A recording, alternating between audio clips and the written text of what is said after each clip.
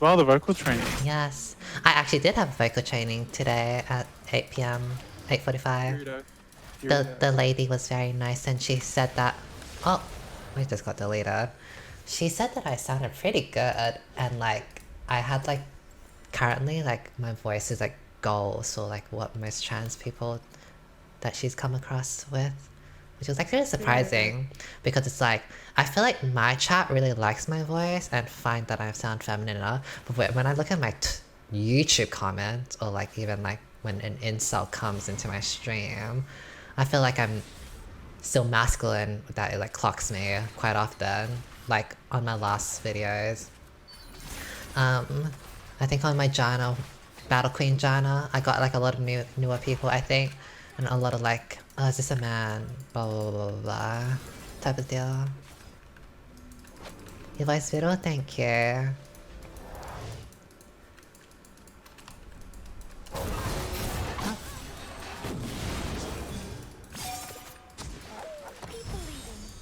So sometimes it does get hard where like, is my voice like that clockable? Because I feel like my chat is just being like nice, or maybe my chat is so used to like this voice that it does sound feminine to them.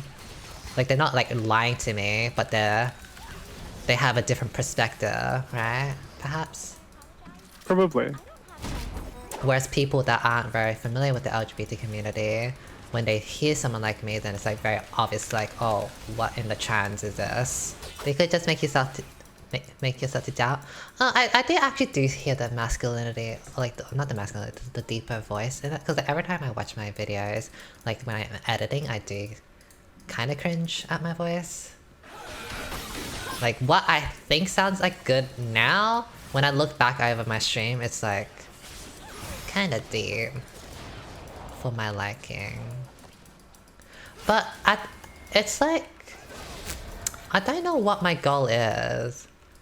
Like, I don't want a fairy voice, like, hello, ego. I don't want that. I want like something that's like still like woman, mature, and like, you know, normal, I guess. I think we all heard our voices, but I'm not gonna Victoria that because it's like, especially a thing because of being trans. This skin's actually fine. I would like... the voices that I really like are things like Paris Hilton, Mariah Carey. Whoa, whoa. Even maybe like Lady Gaga. Oh, word. Like that very like bad bitch, mature voices. I mean, I also like Rosé, who's like a little bit different, but her voice is also like, it's not like ego, you know, like, you know what I mean? Your voice is your own, at least. Well, if I went back to my... I'm actually like kind of straining at the moment. I'm getting like actually really tired. I do have to put conscious effort. They still dragon again. Ugh. I do actually have to put conscious effort into like how I'm speaking. It's kind of straining. So if I went back to my old voice, like my boy voice, this would have been my boy voice, like down here. Like this is where I would have like been speaking. Oh, look at this bitch ass. How does it feel, speaking in that voice? Right now? Like my old voice? It feels different, like I kind of have to force myself in a way to also go down. Sure. Like to down here. But it is so strange to go like around here. So the way I kind of speak is like making like my mouth in a way like... Not like a... I'm not saying like a syllable or anything, but it's more like like if you do it like in chat as well, the I'm not changing like the how much air or anything. I'm just changing my mouth, and that gives it a more like brighter, possibly feminine sound. Ciao.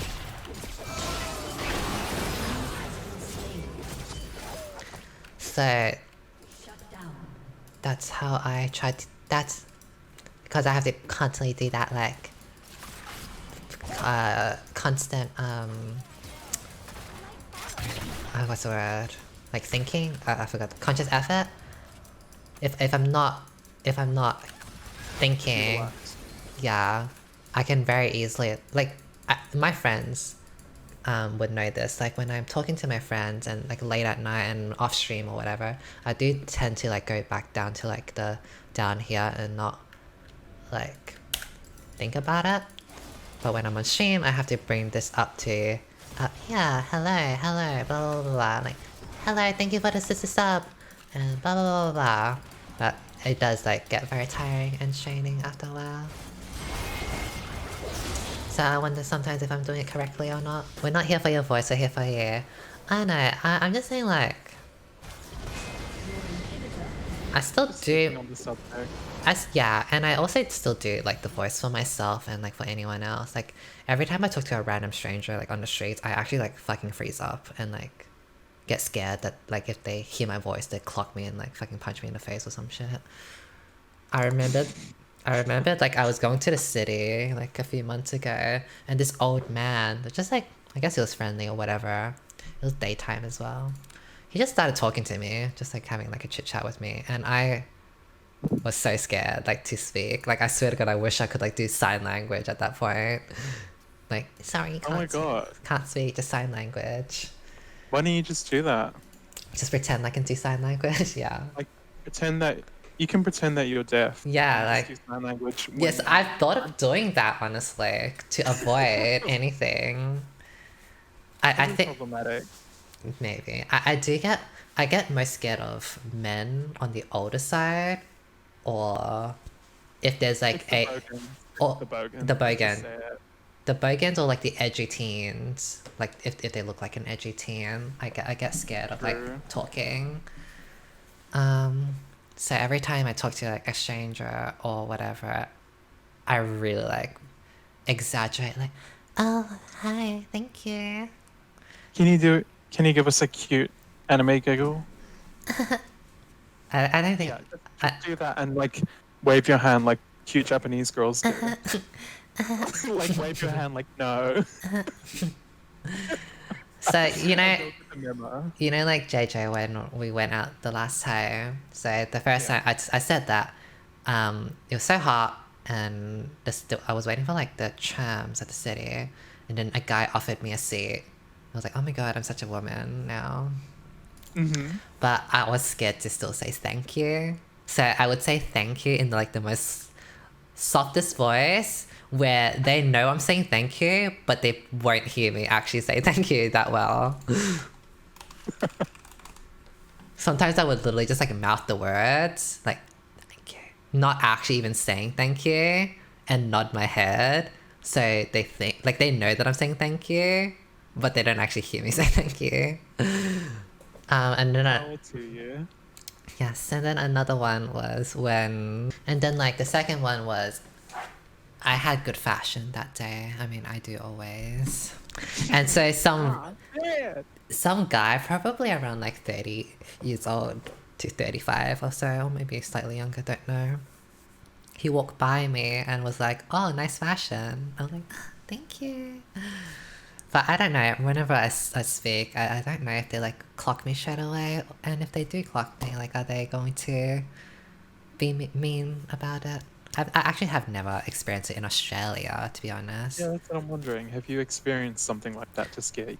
Or is it just understanding? It's only America when I went to America, but Australia's fine, I think. But I mean, I don't know. Maybe it's something I don't notice, and maybe they are keeping it to themselves. I don't know.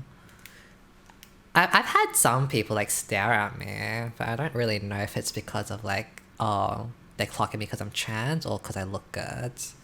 It's because you look good. I sometimes think that. Probably better to assume that it's always that you look good. Yeah, because I remembered one time when I went to the city, it was night time, and I was like meeting up with like some grander guy.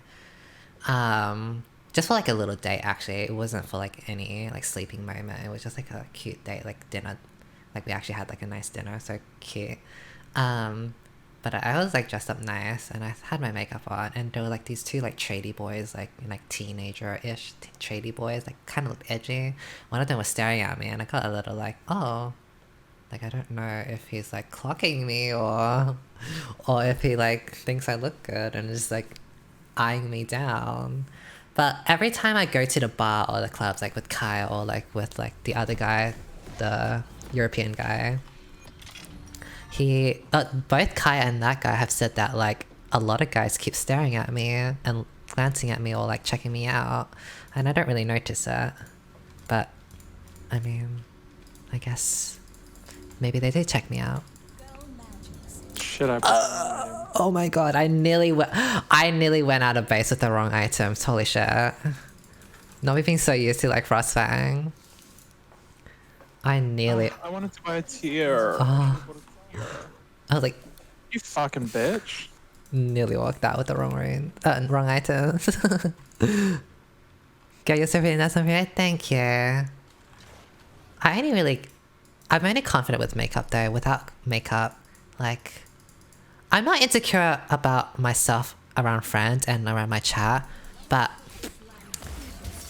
when it comes to like grinder boys or like anything, obviously those boys are like so used to like filters and makeup that if they did see me with like no makeup, they'd be like, oh. But I guess like most of my interactions with boys, like I don't really need makeup, so I don't know, maybe I'm just overthinking. Yep. Like I told you, JJ, like I have this thing like, oh, I gotta shave like every freaking hair, and if there's like one hair sticking out on my leg or whatever, like they're gonna clock me, and not clock me because like they know I'm trans, but like they're gonna be like, this cost 10.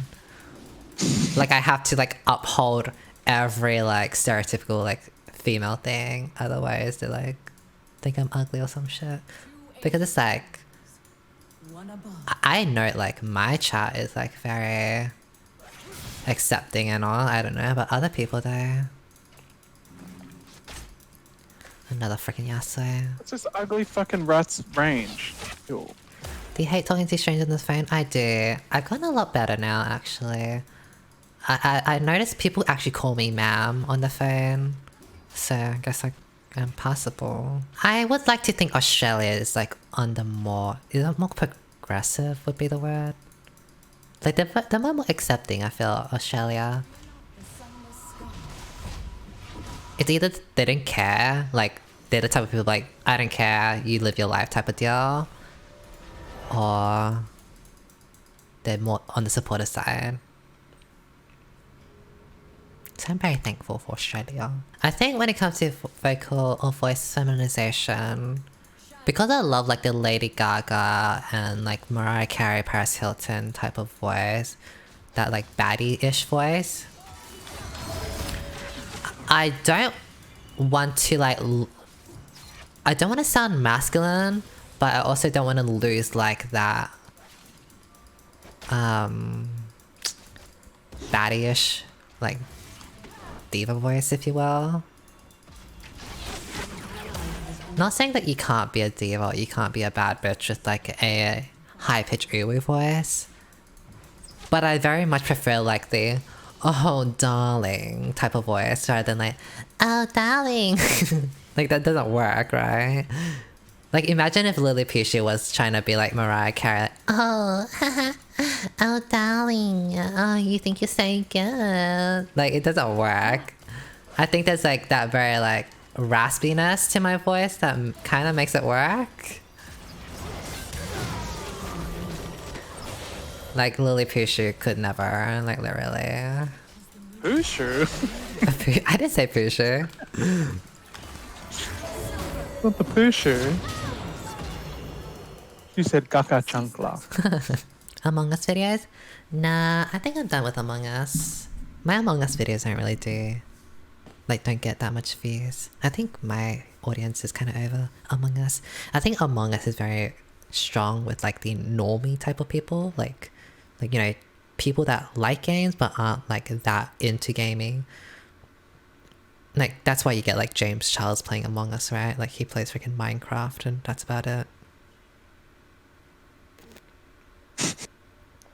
It's true though, it's true, right? Like you would never catch James Charles playing freaking League of Legends. He just plays. It is true, because it's like they don't need to know the game systems to pick it up. Like Among Us is easy to watch because it's just the deliberation that's the good part. Yeah. people can follow the drama easy. They don't need to like know all the systems of League of Legends to like be engaged. Yeah. I'm very much competitive. And I think to an certain extent my chat is also as well. I think. Yeah. There's like levels of the gamer. Mm. And these sissies like actually play the game. Mm-hmm. I think these sissies also want to destroy and support, which is why they like coming to my content as well. Like not only is it entertaining, but also like they get to learn. But Among Us is like, I don't think it's really up their alley anymore. I think when it first came out, it was really fun because like lots of gays and trans girls like crying and like pointing the finger was nice and fun. But I think we're over it.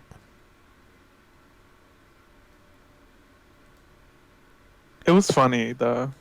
Yeah, it was. I love how our argument styles evolved when we got better at the game. Mm-hmm. At the start, it was just like, no. No, I think it's you, bitch. Hoity, come play with us. Yay. Yay, we still need to do it, Hoity. And yes, I'm still awake. What about you? You're awake. What are you doing? I think Father Hoity just woke up. I think he slept over at Tsunami's, right? Did he? Yeah, How'd you know? because they're dating. Oh, lovely. I actually like like today I had my dick appointment like cancelled. Wasn't really a dick appointment. I'm sorry. Well, he didn't even cancel it, he just like ghosted me, like it's like hasn't Ew. answered, honestly. That's a block. And then Unless it's from speaking arrangements. and then I panicked.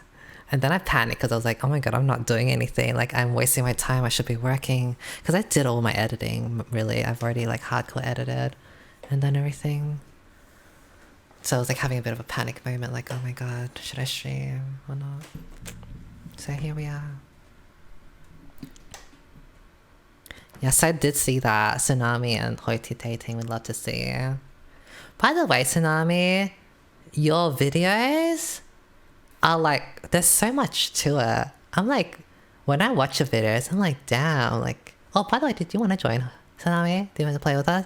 I was like thinking like, damn, you have so many like references and like edits that like I could never. I'm kind of wondering how I would like my content to be. Think of what is that, George? Because full gameplays is kind of working. I don't know if I want to keep going with like full-on edits. It's just so much time. And I'm actually just like running out of ideas like creatively because you kind of like rinse and repeat the same editing style. And eventually you just kind of like doubt yourself like, is this fun to watch? Do people enjoy it? Because people like my Tom Kench video, but I'm looking like, was it that amazing? Because it was just more, it was very montagey, the house. Like some hype music and then like some fighting, which might be what people prefer.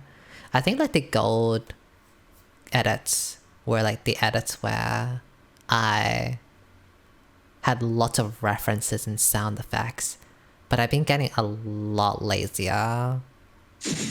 Not even just a lot lazier, but like the ideas don't come to me. Like it's not just like putting in a sound effect, it's knowing that this sound effect fits in this moment and that it will be funny. But that there's... You need culture. Sorry? You need culture. Not pussy squirt fart. Maybe I should have said that out loud. So I think on my main channel, I will combine my full gameplay and edited videos together.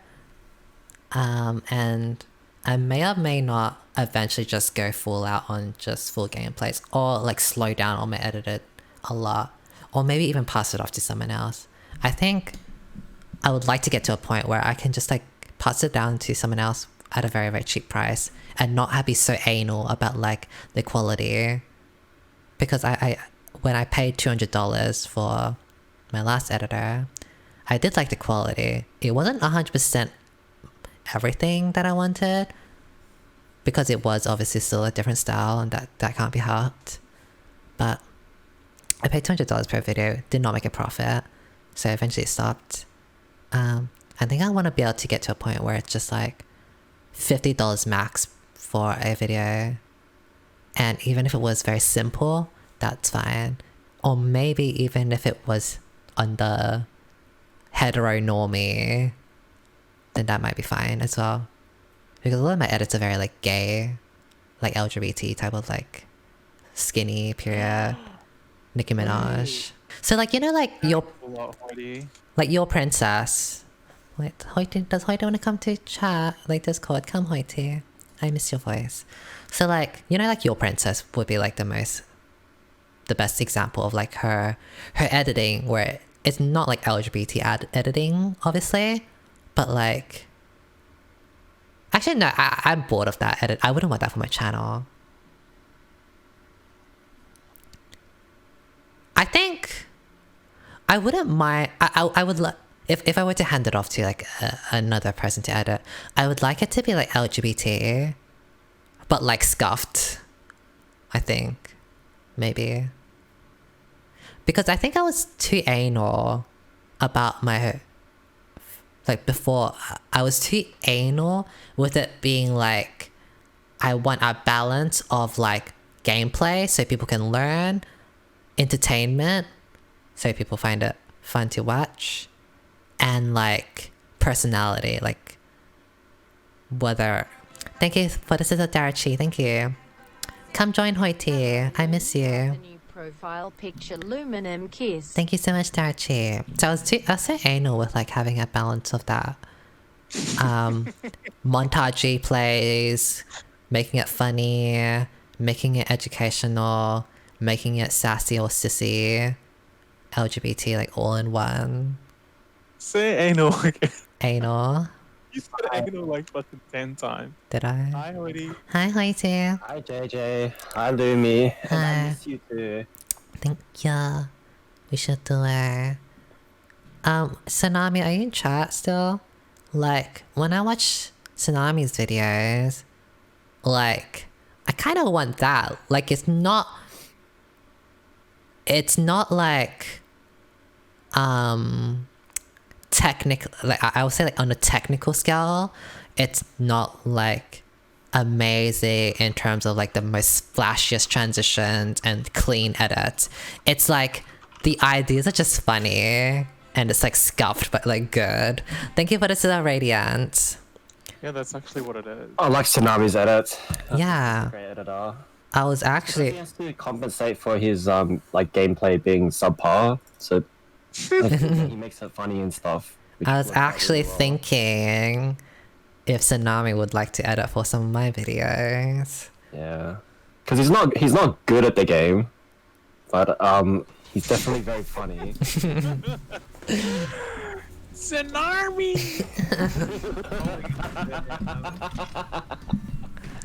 But I know Tsunami has his own channel, which you all should follow. Tsunami has his own channel, so I didn't really want to ask. Shout out for an army. I mean, it would be a mutual benefit, wouldn't it? Could be. I think. I don't know. I don't know what my. Because if I have full gameplay, so my full gameplay videos would be more like the educational one. Like if you want to learn, or if you want to have like background, like something like if you're playing Genshin Impact and you want like some background like videos, then my full gameplay is where it's at. I don't really know when I really like having an edited version. Like my sissies, when 5 sissies play Sona, All for One, like that is something I know for sure was better edited than full gameplay. But it wasn't even like heavy editing, honestly. Like I think when the All for One Sona video, which I think is like one of my more iconic videos recently in the past few months, right? Like it was so funny. But it was funny because of just like the game itself, and I didn't need to add like editing or fluff to it. And sometimes I feel bad. Sometimes I feel bad that I'm not adding like sound effects or whatever, and I'm just like letting the gameplay be just that. Like, you know, I would have like a 3-minute clip of just like Wii music, da da da da da da da da da, like just that in the background, and like somehow it still works. But sometimes I feel like, am I being lazy? But maybe you've just set those expectations for yourself though, since you're like. I think Editing all so. those videos. Yeah. But I think most of the people who are watching your videos, like a big contribution of it is just like your personality and just being able to I like to think that. experience you in that form, I guess. I know that's like why I'll watch it. Like I'm not there assessing every edit like you possibly would. I'm just like, oh, you know, like I'm not watching a stream at the moment, so this is like my way of being able to connect with you. That's why I sometimes wonder if I really have to hardcore go and edit, or if I can just go by with full gameplays. Because I know like someone I like a lot is Eric Dota. I think Eric Dota has a very similar audience as well. He's just more mid lane, whereas I'm support. But Eric Dota has more full gameplays than he does edited videos. And he's thriving. I don't care when you edit, where you take your edits, as long as you promise to not go to tomorrow's mind bits. But that's what I'm saying, Baby Lux, is that if I do full gameplays and not edit, then there wouldn't be any like music in the background. Cause when Eric Dota makes his video, he doesn't put any like music or anything, like a montage music or anything. He just like lets it be like the full gameplay unedited. Eric has 26k subs, but he's thriving. Like he has 26k subs and he gets like 20k views per video, which is good. Like that's insanely good. My second channel gets the same, so my second channel also has 26k subs and I get 20k per views. But on my main channel, I have like 80,000, but I only get like around 20 to 30k. Back up. I'm probably dead. Oh. So I have 80k subscribers, but I get around 20 to 30k views per video, depending on like the idea. Like Kidnapped. like the Thresh video, people didn't really like watching Thresh. Wait, really? Yeah, cause I mean these sissies don't really care for like Morgana, Janna. They don't really like watching tanks as much. Even on my second channel, when I did full gameplays, like if I put a Nami video, it's like 23,000 views, whereas I put a Leona video, it's like 15k. So I know that they prefer to watch like sissy champions, which is a little unfortunate because I am in like a tank phase where I do prefer to play like Tahm Kench and like tanks at the moment. Well, Janna Morgana, what you do like? I know that. I know. Like, you could be responsible for the movement. For Tahm Kench. Into tanks. Possibly, yeah. I like to do like what I enjoy. If I did it like only for views, I would have done like VOD reviews, like Cock Destroyer, Headmistress Lumi does VOD reviews, but I don't really find watching VODs fun. We can keep fighting. Just keep in mind, Ego Power Uwu picked up the game again because of your Janna videos. Yeah. You innovated that for him. But the thing is, it's like the demographic for support players or like e-girl characters is like gay boys and girls, right? Whereas people that normally play Leona or Tahm Kench would probably be like straight boys and like normies. It would be such a shift in like... It's very conflicting.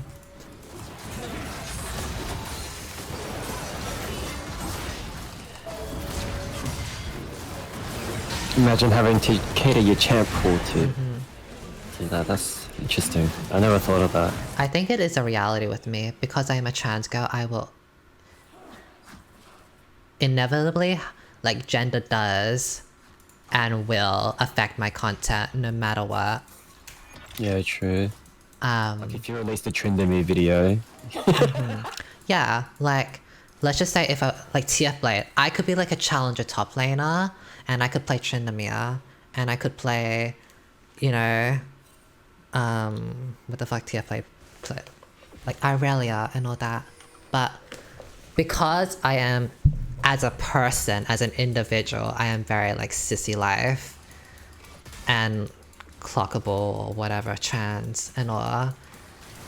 There will always be the Irelia players that are generally straight hetero boys, perhaps edgy teens, that wouldn't even accept me. Like even if they truly did like respect my Irelia and love my Irelia gameplay or wanted to learn, they would never be able to get past the fact that I'm a trans girl and a sissy one at that, right?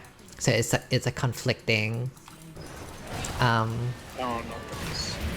it's a conflicting thing, and conversely, with like this, with the support, a lot of the LGBT players are support players because they generally like the sissy life, but they prefer enchantresses specifically. So when I'm playing tanks like Tahm Kench or Thresh or whatever, I know most of my chat isn't gonna play Tahm Kench. I know most of my chat aren't gonna play tanks, and it's a conflicting thing where because I'm a trans girl and support, they're drawn to that. But even if I was a challenger tank player or like 1,000 points like Alistar, like they would never watch that or care as much. Generally, not all, but generally. Like even if I transition, like right now as a trans woman, if I transitioned into like a jungle main and I freaking played like Kayn, like a lot of my chat would be like so disconnected with Kayn jungle because they're not interested in playing jungle or even Kayn at that, right? Do you feel like that would just be a temporary thing though? Because like if you do eventually penetrate that market as being like, well, this is what I'm going to be doing now, then your market that will grow from there will be understanding and accept that. It's kind of like when like full-time league streamers start trying to become variety streamers, right? Like Yeah. it's always very clunky at first, and everyone's just their viewership drops like crazy. Well, I'm not. Once they piece that market, it's just like they can I'm do not whatever saying after. like everything is gonna go. Like for example, when I played Overwatch, I had 200 views in Overwatch, and then I swapped to League, and I had 80 to 100, right? And then I found a new audience, and now I'm around 400 to 600 on League, right? So I'm not saying like everyone stops watching and all, but of course there is like going to be a dip and like less interest, which is totally fine. That's normal. But I do understand the nature that it does come down to roles and champions that you play. Like so many girlies keep asking like, play more Janna, play more Morgana, and if I don't really want to play them all the time, honestly. I'm kind of getting bored of them from time to time. And I know they wouldn't like, really accept like Tahm Kench. I might be able to find like a new audience with Tahm Kench, or like if I became a Kayn main, I don't know, maybe it could be like the girl version of Charisma, possibly. But I think in my case specifically, being like a sissy trans girl, I wouldn't say just a trans girl. I think the very important part of it is that I'm a sissy. Like I'm very, very into like the LGBT culture and like that humor, which is very alienating. Like, you know Lumi, JJ, obviously, the... What about it though? What do you mean? Like, so what? I think it's alienating. Numbers? Sorry? Like, what if you just stuck to your guns? As like, if I really want to be a king. I mean, I could. I'm just saying. I think it's gonna be like a tougher road.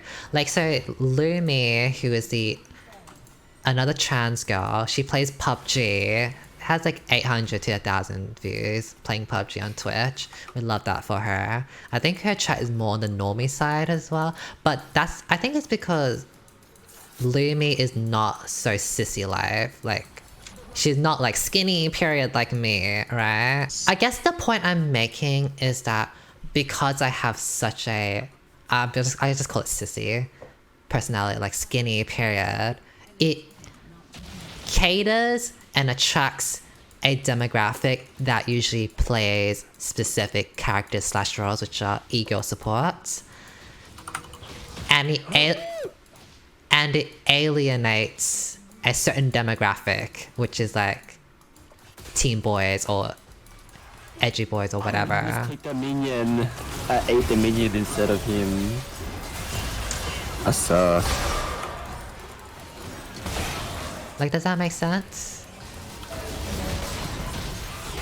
Yeah. I don't think it's like me imagining though. What if I did? Cause currently you're kind of like still doing your let's just call it CC videos, but then releasing like the Tom and like the Thresh and stuff in between. Like both? Yeah. Yeah. Keep doing that. Oh, yeah, I will. Actually just Yeah, I will. I'm not gonna like give up on Morgana or give him Janna. But I am gonna slow down because obviously I do feel like playing more Tom Catch, and I can see my Thresh videos don't do as well, my Leona videos don't do well, my Tom Catch video doesn't do as well, right? Like, I know. I know the reason why. Tom Kench is so cute. Like, if it's like something that's like masculine or whatever, I know it alienates a lot of my current audience because all they care about is like skinny bitches with big titties, which again is totally fine. Like, it's totally fine to only care about sissy life. I at some point was the same. I just like personally I'm trying to find like a balance. I think it's so hard. Like, I don't want to become reliant on edits. So this is kind of like different topic. I don't want to become reliant on edits, but I worry that full gameplays might be like not entertaining enough and like too repetitive and like low effort. Surely the full vids will be enough to hold you over to like have the energy to edit. The what? Like if you do just want to only do edited videos when you feel like it, because you can't like maintain it. Yeah. Just keep doing what you're doing now, since you said you're gonna move the full videos to your main channel. So like Just do edited videos whenever you feel like it, or whenever a something game sparks. like is organically fun. Yeah, I'm thinking that might be the way to go, honestly. That way you won't be exhausted. Just get Tsunami to edit it. I was thinking that as well. If Tsunami was down. His thesis is done. He's got nothing better to do. Except talk about his abs. It's like legit all he does anyway. But I don't really even know like the direction I want the editing to be at this point now. I'm not gonna lie, I disagree. I love both full gameplay and edit. I watch them during different parts of the day depending on which form it is in. But I love the range you have. And if you love them both, continue them both. Aw, thank you. Team armor. I guess it's honestly, in a way, discouraging and encouraging at the same time. It's encouraging that people like watching full gameplays, like 20k views on a full gameplay, like they still find it entertaining enough to watch, and me not putting any effort into editing. But it's also discouraging because it's like I could put effort into editing, and sometimes it would still get less views than like full gameplays where I put no editing effort into at all. So sometimes I kind of wonder like, girl, what the fuck is the point? Like, why am I bothering if I like get more money and more views on like my full gameplays? Yeah, see, the only answer is to do the edited videos when you want to. Yeah, I think I might do that, honestly. Just do it when I feel. Pretty much. But yeah, I actually do make really money on full gameplays. I'm coming top. I'm coming top. I'm coming. I'm on the way. Oh, sorry. Full gameplays are guaranteed. Like, you can definitely just post those. Yeah. But if a game inspires you to edit, then go for it. Or if you feel inspired. Not me being lazy. I wouldn't say it's lazy.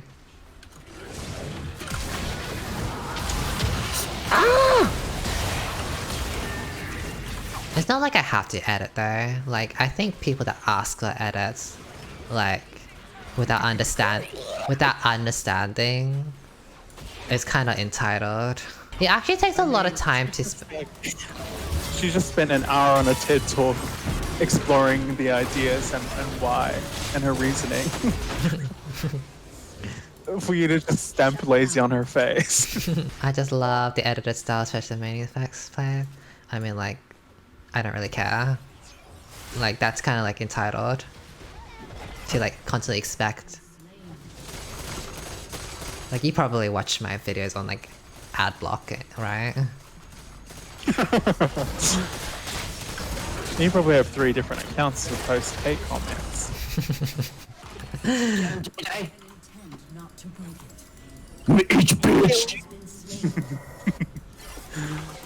Do you actually enjoy editing? I only enjoy editing sometimes. Most of the times I hate it, but when there is like a click, like an idea that I am itching to make, then I find editing enjoyable. Yes! Yes, lovely. Okay, I'm gonna pee. If I feel like if I feel like I'm forcing myself to edit something, then I don't enjoy it.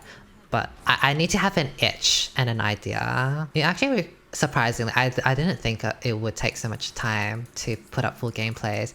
So the process is you cut up a full gameplay. That part doesn't take that much. Like you just cut it start to finish, done. The rendering takes quite a while because rendering videos takes a while. And then you have to upload it. And then you have to think of a title, type of the title, a description box. And it's not just like typing any random title. You have to think of like a title that like works well, like to get the clicks, clickbait. Oh god, I'm learning something now. And then you have to do the tags. And then I don't do my thumbnails anymore. I get someone else to do my thumbnails, $10 per thumbnail. So I have to tell the thumbnail like what to do. Like I would have a list like 1, I want Moonstone Zara with this icon, maybe with this text. 2, I want brand with this text, with this icon, whatever. Like I run down the list. And then on top of that, for each of those videos, so tags, titles, description box, thumbnails, you have to put in ad breaks. So for my full gameplay videos, or my videos generally now, I put an ad every 3 minutes or so. So I have to watch over my full gameplay and like one by one put like ads here, like ad at 4 minutes, ad at 7, ad at 10, ad at 13, or whatever. Like I don't just put them randomly. I like do watch over my gameplay or my videos so it doesn't like the ads aren't in like some jarring spot, like it's in a spot where like I'm not talking or whatever.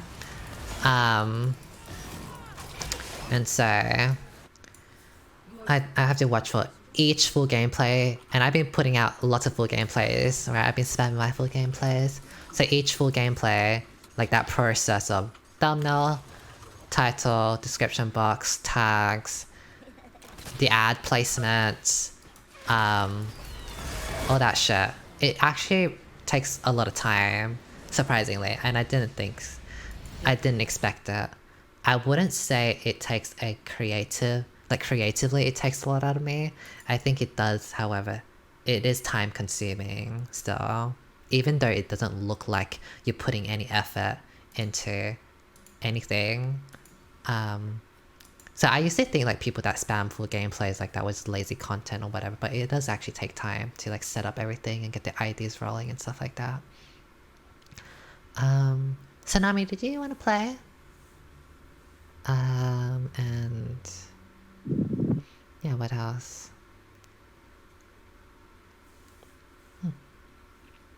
So even though it's like a quantity of equality, because you're spamming so much, it's so time consuming, and it takes away from my I'm still making brekkie. That's okay. It takes away from my main channel to edit. I'm running out of like creative ideas. Yeah, Bunny Fufu is another person that like spams a lot of full gameplays. I think Bunny Fufu was probably the first one that I saw that was kind of like successful at it. I mean, there probably were a lot of people doing full gameplays, but like I never really looked into full gameplays because back then I found them so boring. Like if I saw someone with a full gameplay, I literally just click off because it's so boring. I can't nowadays I low-key can't be bothered with like edited videos, like watching edited videos as much. I prefer to watch full gameplays more, which is kind of strange. I always believe in that you should put out content that you enjoy watching yourself, and of course I still like watching some edited moments, but I think nowadays I'm slowly moving into full gameplays. I don't mind it as much, so I guess it makes sense that I kind of want to put more full gameplays because that's the content I like watching generally. Like a lot of people do full gameplays. Eric Doda, Lol Pally, Bizzleberry, Ayoki. Yeah, Bizzleberry does record at the same time. Like each time he starts a new game, he starts his intro like, "Hey guys, welcome back to my channel." Blah blah blah. I can't be bothered doing that. Like that's not me. I can't do that. Like, actually, Eric Data records and streams, not together. He does it separately. So sometimes he has like stream games, and sometimes he literally like has off-stream like recording sessions. I've tried that. I can't do that. I tried recording because like my internet was down, like flopping, Telstra flopping, NBN. And so I tried to record myself because I did my makeup and I was like, I'm not gonna let this makeup go to waste. Yeah. And so I record. TF did that during his ban. It was the most awkward content from him. Yeah. Like I can't. Really weird. I need the back and forth with my chat to function. Yeah, I can't just talk to myself. I absolutely cannot. I really do though, like what's the word? Like I really admire the people that can do that. Just talk by themselves, no chat, just recording. Like Eric. It's so weird. Really? Oh my god. Huh? You think I'd kill her? Yeah. I've tried it though. I can't. So concise when you instruct or like explain why you did something.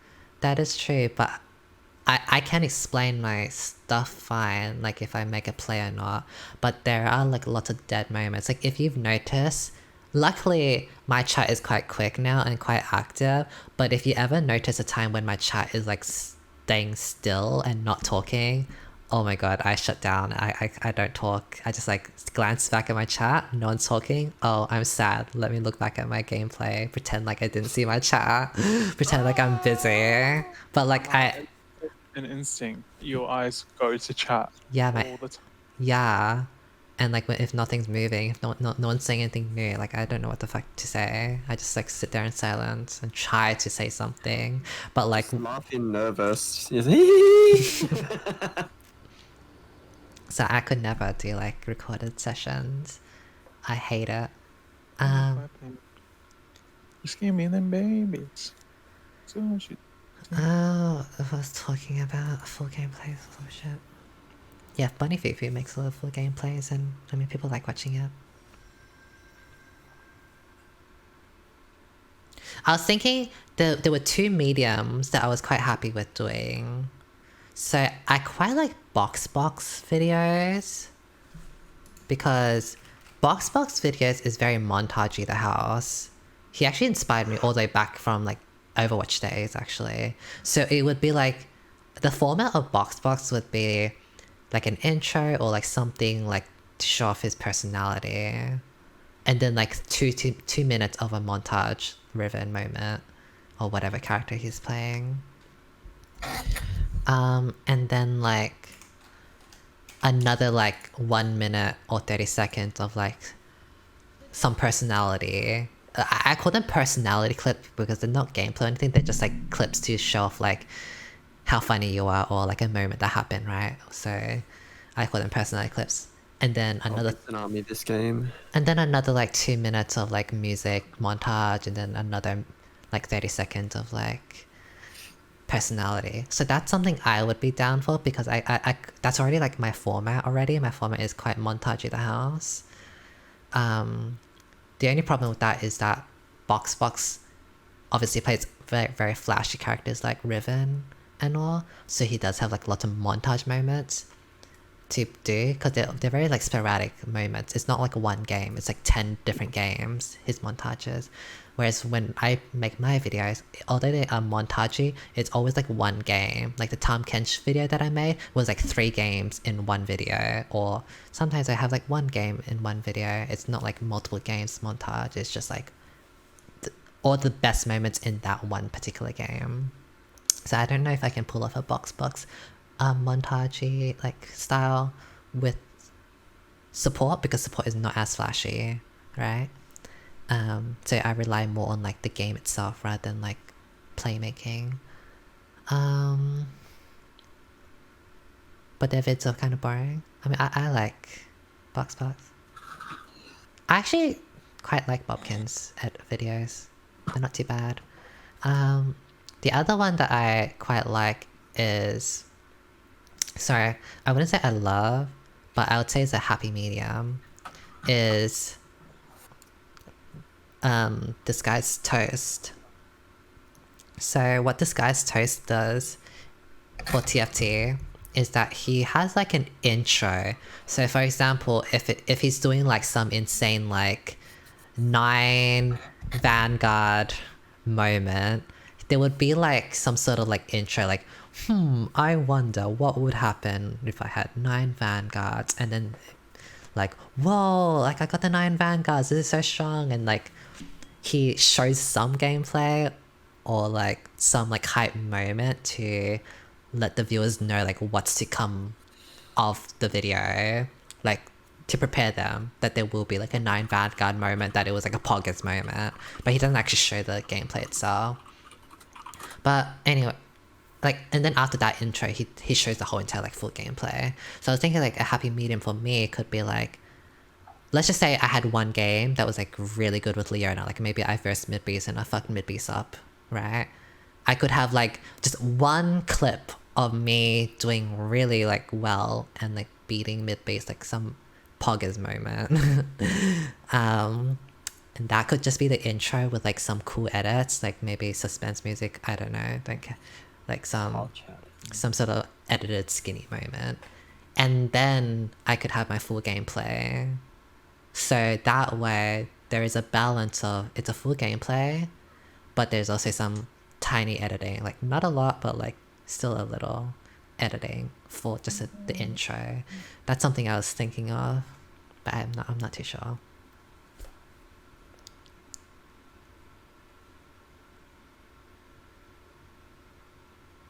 Actually, yeah, Hillenick, I'm glad that you noticed that. I've been playing a lot more games with my friends.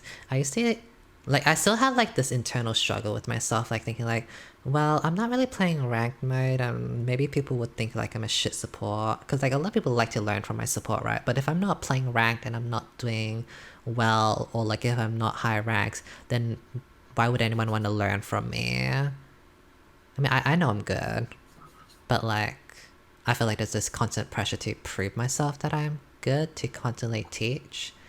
But I haven't really been playing ranked all that much because I find it stressful, I find it annoying, and I've been playing a lot of like normals with my friends because I generally enjoy that more. Of course I miss like the challenge of like playing ranked mode sometimes, like facing good players, but I do like to just have fun and relax with my friends, and I'm not too sure if people enjoy that more or not. I try to relate it back to what I enjoy watching or what I've enjoyed. Like, for example, I like watching Sky Williams play with his friends. I don't really care that Sky Williams is bad. It's kind of probably part of the entertainment that he's bad. But I like watching Sky Williams play with his friends or whatever.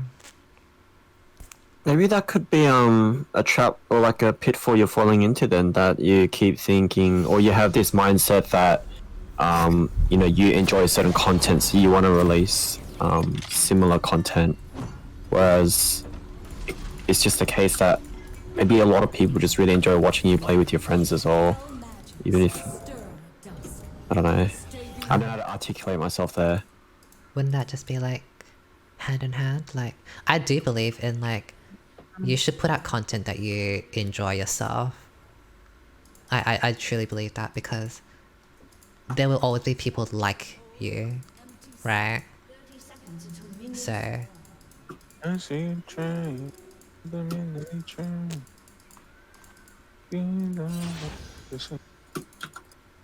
I think that's something that like helps me though, is that I feel like my content is always evolving, whether it be for like the market or like because of just myself. But I think yeah, my content always does usually evolve, so it's nice. Cause I know for myself, like I really enjoy watching like meme tages like Tsunami or your videos, and just like funny content. But for myself, I never feel like releasing funny content is like my jam, I guess, or like what I should be doing. What do you like doing? And cause a lot of like my content is just related to like any guides and stuff. Yeah, but that's But I don't watch any guides myself, or but it, enjoy watching guides. but I guess, do you enjoy making any videos, or do you feel like, oh, do you? Yeah. Oh, okay, well, So it's like the content I consume versus the content I put out is just completely opposite. would you say that you would watch your own videos? Because I would say that I watch my videos like probably like, sometimes I watch my videos like 3 times at least each. Oh, that's hot. Not like fully, I would skip around, but I like to watch my own videos because one, I like it, and two, it also like jogs my memory about like what was funny about this video, what was entertaining, can I replicate it again? What Oh, I, the businesswoman. Yeah, Oh, that's hot. yeah, like what are people coming back to my videos for? Do you find that you do that with your videos, Hoity, or do you just like release and Not forget? really. I hate, so like I hate hearing my own voice. I hate seeing my own face. I hate anything related to myself, so I don't like look at my own stuff. Then I'm aware that like there is a certain demographic, being any players who want to see it. So I'm like cool with that. Sure, right. And then to me, it feels like you know, I have something that people want, and what's the word? And this is like my form of giving back, I suppose. Alright.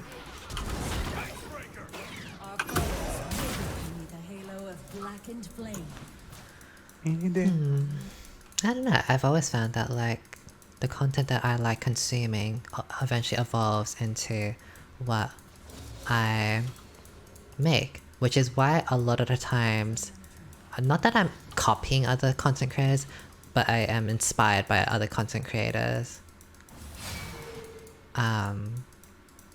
So I would say like, for example, like Your Princess inspired a lot of my content and a lot of my styling. Then I eventually like had a mixture of like, fuck.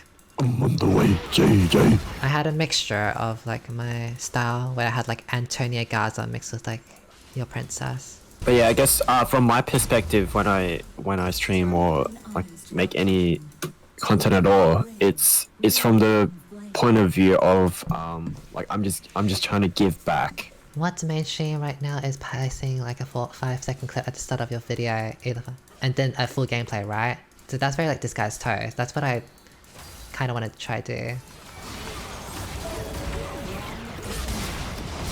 Especially W's this wave. Stupid ass beach.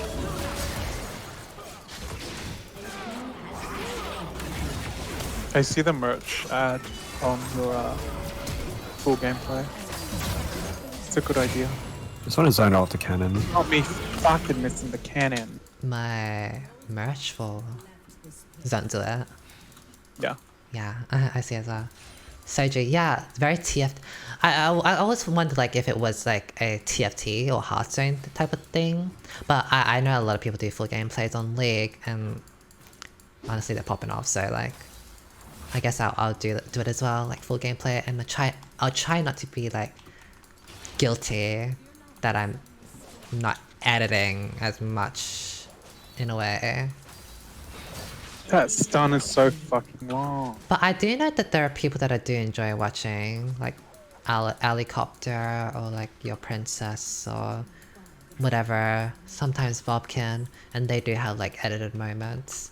But they hand off their content to other people. They don't edit it themselves. They have other people edit it.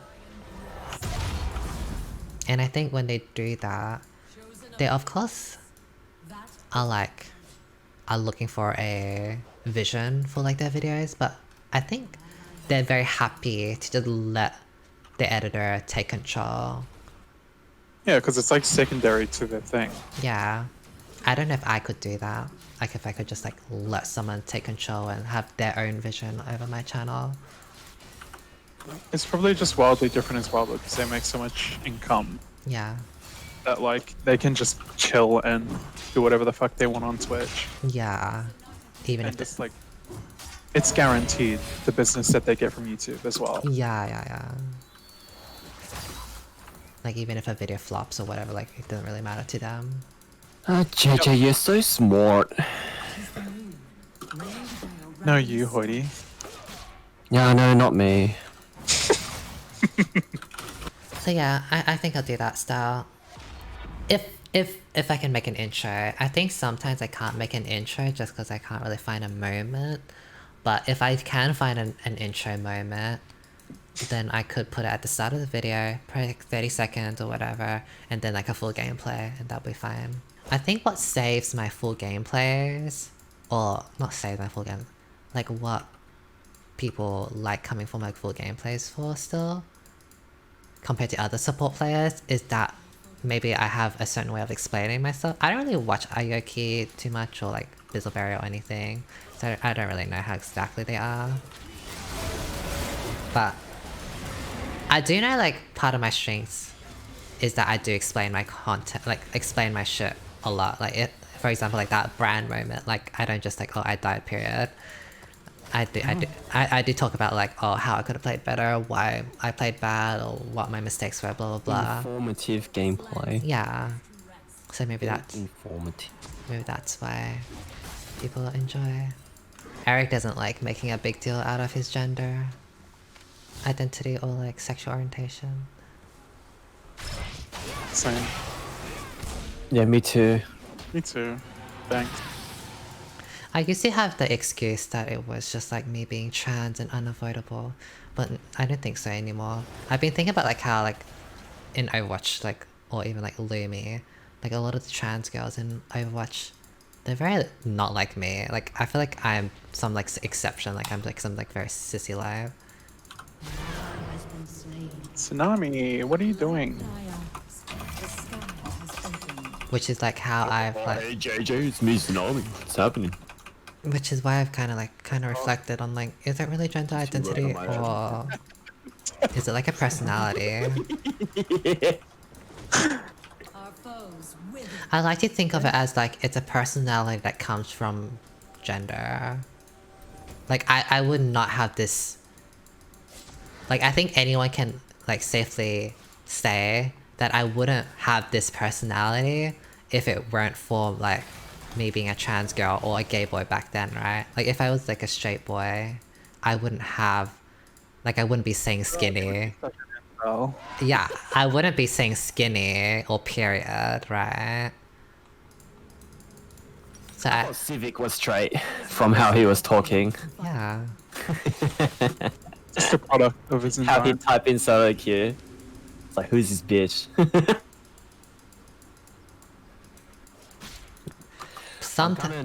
Sometimes I do wonder, like you always get those comments like, why does it have to be about gender? Why does it have to be about like, you know,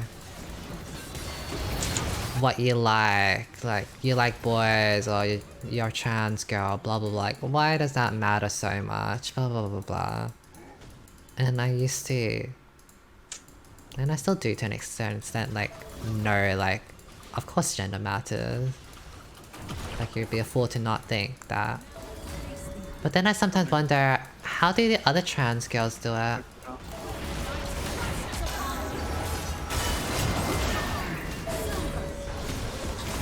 Like, there are other trans girls out there that aren't sissy left, that don't say skinny or period. And they just seem like every single day people. Where is this going? It's going like, sometimes I feel ashamed, like, think if I just tell EFA, am I like... I think that's something you need to fight. I agree with Tsunami. It's a part of who you are, but you shouldn't let it like define who you want to be. I think there's a middle ground there. Like this shame isn't natural. The shame about like the culture that you belong to, like the skinny and like it's all for fun. It's all for fun, but it's also belonging. So it's like a bit of serious and not serious. But it should never like invoke shame. Because like it's not that serious, but it's like it is like, yeah, like I guess that's true. Like in a way, it's not so serious. Like when people say like, why does gender matter? Like why does it matter? Like how all that shit. Like people are people. Like all lives matter type of single like moment. Like yeah, kind of. Like it's not that serious. I guess there was like a shame. I think there was a shame in me thinking, like, because I do low-key though put so much emphasis on my gender identity and sexual orientation and stuff like that. Not in the sense that like I make my content all around my gender, but the gender has made my personality or shaped my personality, and my personality is now like this like and like and period skinny type of like personality. But I think those things like the Anna oops those stuff like are strictly expression, and then like the gender, the core of it is still unique. Like you have your own version of it, or like you use it. You just have different ideas that are like they display more of your identity than like your expression does, which is like the Anna oop. Like the Anna oop is like how we all communicate with each other, or how we all express between each other. But you still have an identity. You still are like you are very different. Still, like you're like neurotic. You're kind of crazy. You're like smart business wise. You're smart with maths. Like there's so much more to you than like you can get caught up in like these incel arguments of like, oh, why do you care so much about your identity politics? But they don't realize that like the surface level, the shit that they see if they come to your chat with like the skinny and the anti-oop, like that's all surface level shit. That's not the real identity politics that like run through your blood, like being trans and like wanting all the money in the world to support your family. Like that's your identity, and like the stuff that they're calling identity politics is just how we express ourselves. You're so smart, JJ. Oh, thank you. You're always making things like clearer for me. Yeah, JJ, you're like a crystal ball. I always do go to JJ for like these sort of like things. And that's why I like being like feminine.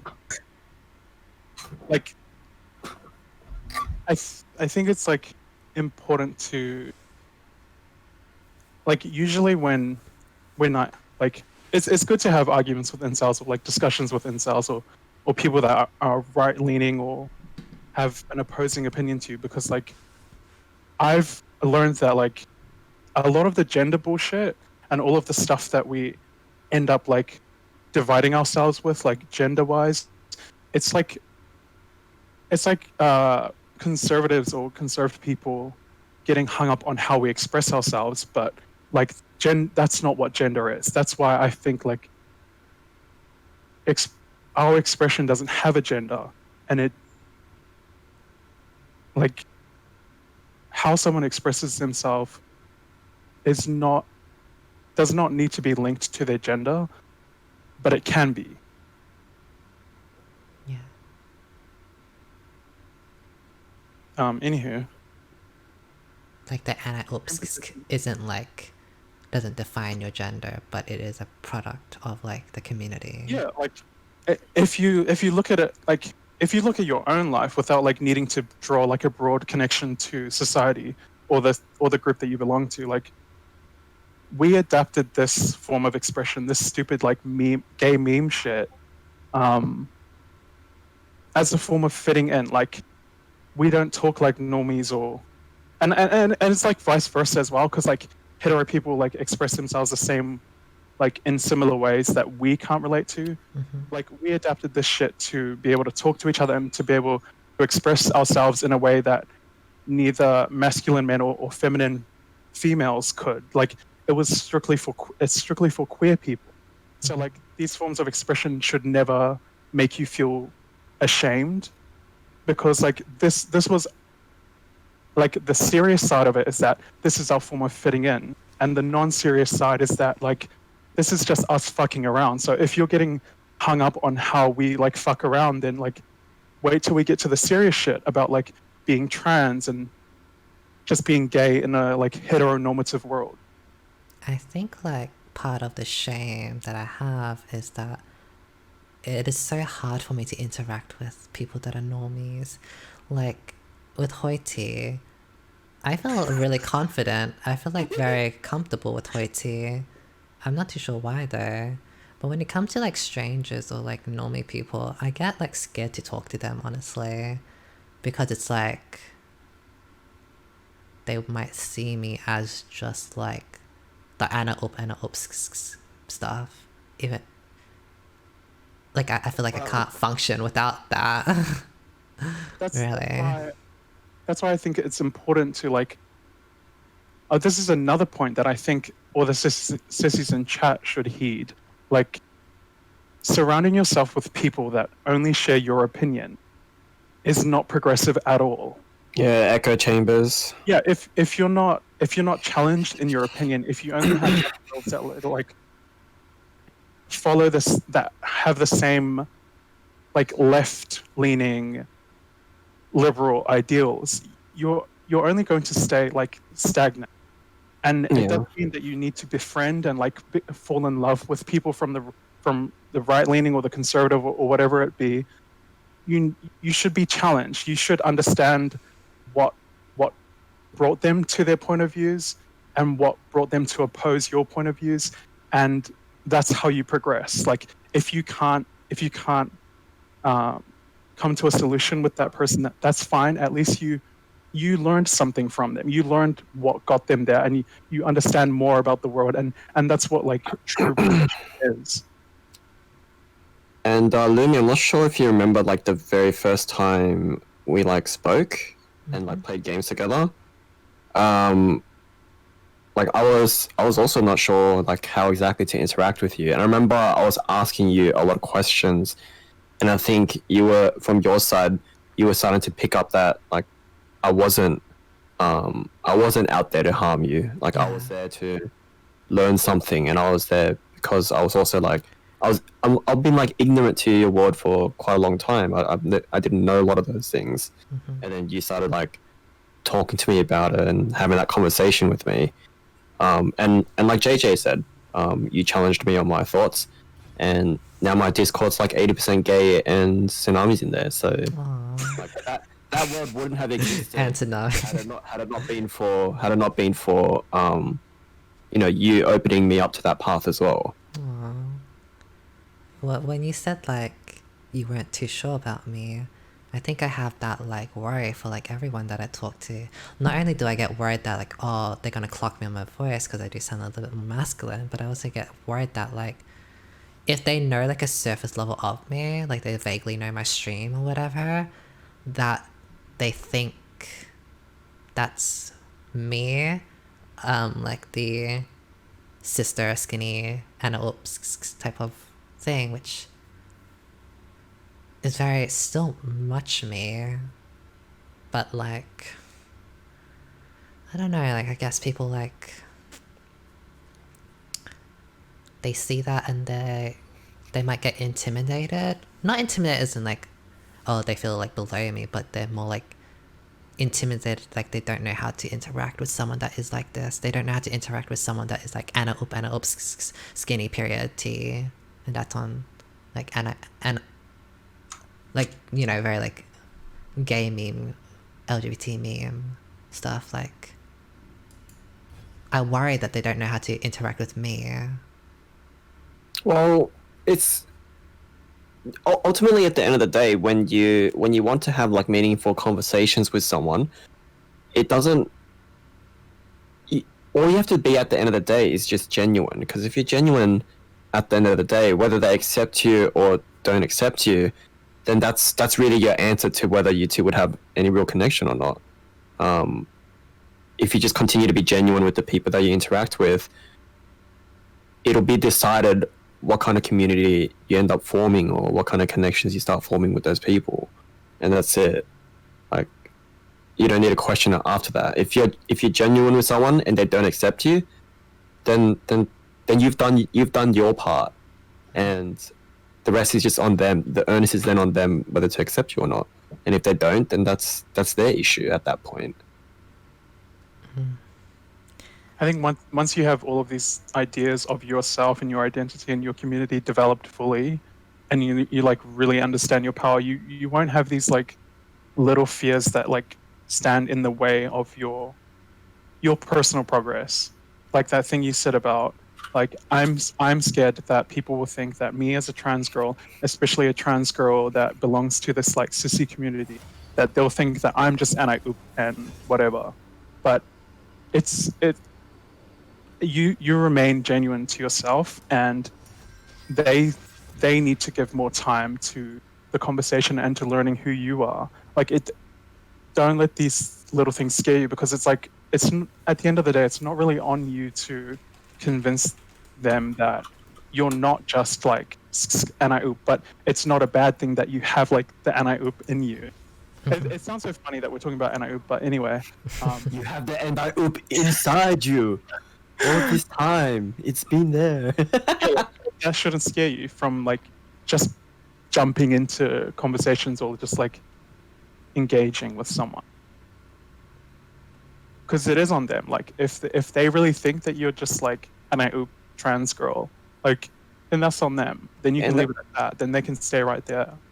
Yeah, and they're not going to be the types of people that you want to be interacting with anyway. So it comes to reveal itself just in time in those conversations. But it doesn't mean you have to like hate on them or dislike them or anything. It just means like you've had this chance to have this meaningful conversation and you've made your decision from that as well. When I first started talking to Lumi and Tsunami and just like getting to know that side of the community, which I had never had a chance to know before, of course, everything was very new to me. I remember Tsunami had to explain a bunch of gay memes to me, because I was like, oh, what does that mean? And then he'd give me context, and then now I'm finding that it's becoming part of my vernacular. And that just all came from just having these genuine conversations with there's no maliciousness in it, no ill intent or anything. It's literally just us having these conversations and then being genuine with each other. Then we grew to accept each other, and that's just how you form those meaningful connections. Isn't that right, Tsunami? Yeah. I You kind of burnt the pancakes when you showed me. Never. Oh my god.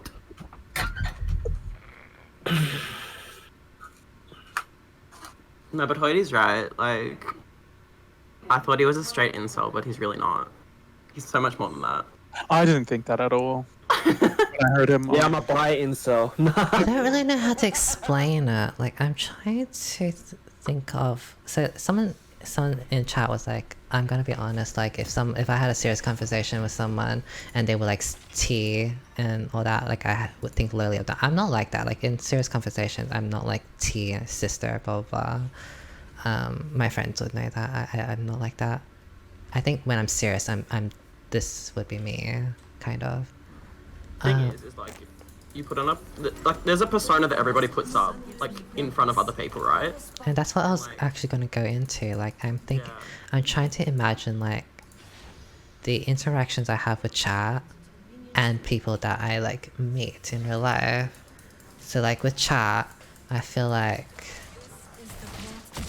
most people, especially new people, would see, like, the Anna Up type of side. I don't actually say Anna Up. I never really say that, but I'm just saying like, Please. Let me help you, JJ. There you go. But I think what that kind of delves into as well, Lumi, is like Tsunami and I had this discussion as well. It's like the concept of your ego and you know what kind of ego you have to uphold in front of like which audience. So you know you have your stream online, your YouTube persona, this like Luminum persona, and that's like it's still part of you. And then you've got, you know, how you are with your family, for example, how you are with your IRL friends.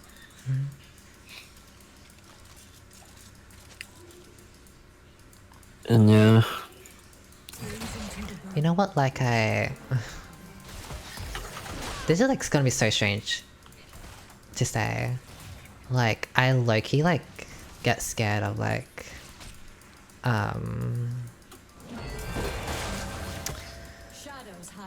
like on Twitch, like PAX. At PAX you'll see a lot of different Twitch content creators, right? And although they know of me, no one really ever approaches me. Or like even if I did get to talk to them, I know like they don't judge me or hate me because I'm trans or anything, but you know, they definitely see you differently or like treat you differently, right? Yeah, agreed. It's not because they hate me, the trans person, but it does have something to do with that. And then there's the added part that if they do know of like my sissy side, then it alienates them even more. And I end up getting like just scared of talking to them or interacting with them. Because like, I know they have like a perception of me that may not be true, but Sorry, I'm just watching Tsunami die. I don't know what I'm explaining, like how I feel or like what I'm trying to say. Yeah, I also I get what you mean. Just like there is a difference. Yeah. I guess that's the whole belonging thing as well, though. Like, Blue. in like a big group of people, like you'd always think that you're kind of the minority. Like I do all the time. Yeah, I do. And like, it's hard to put that aside and just think, oh, I'm just a normal person. Because nobody's a normal person in reality. Like, everybody's different. I'm pretty normal. I disagree. I get what you mean. Even as a cis male, just Because you're like still a gay boy, right? probably attribute it to being brown more than I am gay. Because on the surface, I don't think people can like. I'll just say that gay is probably not the first thing someone thinks. 'Cause I present leaning mask, so like being brown is probably the thing that differentiates me from like other people usually. Just like there is just an inherent difference, and it's not like intentional discrimination. It's just like a predisposition because you don't belong to the majority, because you're just not like considered normal. Because you're built different. Yeah, because you're built. You got that void in your blood. Right. I mean, you know what it is. You know what it is as well. At least, like partial from my perspective, is like a lot of what ends up or used to pop up for me was you know, trans people, gay people, etc., going through all these you know, issues or having to be neglected by society so often. So then I found, and this was like unintentional, but I found that when I was like talking to trans or gays, etc., that I felt like I was navigating like eggshells and minefields, even though they weren't there. Like it was just in my head, because that's just what I had built up to be the case. So there was like this like Straight guilt. Is that what it is? That No, what it's sounds not. like? What? It's just like I was just didn't want to offend or hurt or thingo I get that. or yeah. So I mean, there was that kind of fear in me. So I there's, believe the scientific term is queer eggshells. so there's like a level of like either patronizing or like being very overly sensitive, like careful. Yeah, I'd say overly careful. I wouldn't say like patronizing or anything because In the media, you always see like radical LGBT people and like them getting really upset over like Oh, God. mundane things. yeah. So it's like I'm sure that cis straight people like have a hard time like trying not to think that about people, I guess. Then again, I don't know because I'm not straight or like, you know. That's okay. I got you covered. But like when I was first interacting with Tsunami, it took me a lot of time to figure out like my limits of what I could say to him without offending, Yeah. and I was very careful about it when I really shouldn't have been, considering how Tsunami talks. What does that mean?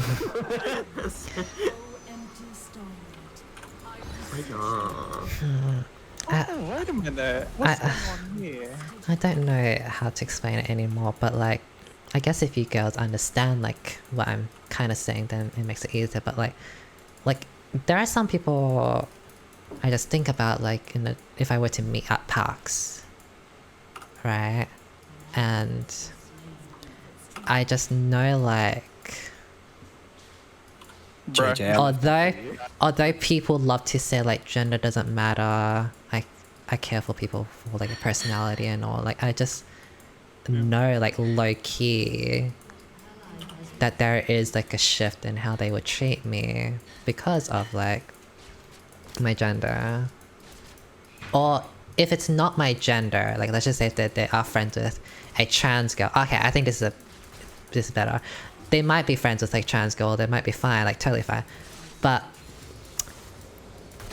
they aren't so much clicking with me personally because I am more on the cissier side, and that cissier side was determined because I was part of the LGBT community, if that makes sense. can I say I never viewed you as like A trans girl. as like having like a sissy side or anything. Agree. But when I from the moment I spoke to you, I was just like, oh, okay, this is Lumi.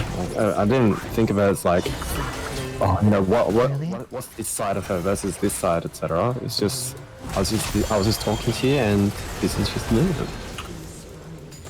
I mean, maybe I'm just like a cunt or something, but I find that like I don't I don't make friends very easily, and I've always just wondered like, could it have been like It's not. something? I can tell you now, with the additional background information that you provided me the other week, like, it has nothing to do with you being part of this, like, being trans or being gay. Yeah, I agree. Am I just like a cunt? The people don't like being friends with me. No. Definitely I'm not. saying, like, Yeah, that's definitely what JJ's trying to say. No, I'm kidding. remember how you said, you told me your history of friendships, and it's just obvious to me that, like, you have, like, a natural mistrust. Yeah, I remember this conversation as well. Trust. And, like, this odd concept of relationships, friendships, like that they're investments that you need to build up, otherwise they're going to be shit like all the other ones that came before. I think it's just that. It's just like the void of good friendships and the history of that with you that caused you to be like I find it's very easy. so much. I feel like And I actually don't feel like doing strangers. yeah, I feel really bad in that. Like, I do find it really easy for me to just write off people as like they seem a little fake because like I don't know, like maybe I don't know them well enough or whatever. I remember this conversation as well, and I remember you mentioned something that was very interesting to me, where it was like, you know, you'd have these initial conversations with people, and then you kind of made a decision early whether you wanted to be like, Their friend or not. yeah, exactly. Yeah.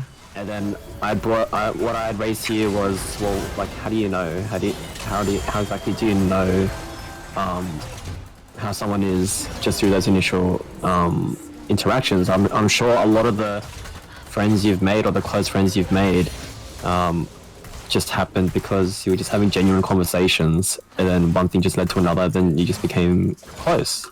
But there had to Wasn't a decision. there had to be had a vibe for it to work. Like if I don't like completely vibe with someone straight away, I like don't really want to put any more effort into it, because I have this idea that it wouldn't really turn into anything significant. But something that you told me that day, Hoiti, was that the people that you thought were going to stay in your life forever didn't actually. And the people that you didn't think were like going to be anything more but acquaintances actually became your closest friend. And I thought about like how actually, yeah, that did somehow, that does like relate to my life somehow, sometimes, like probably like once or twice though. Like here or there, a few people that I never really thought I would have gone close, I did somehow get close with.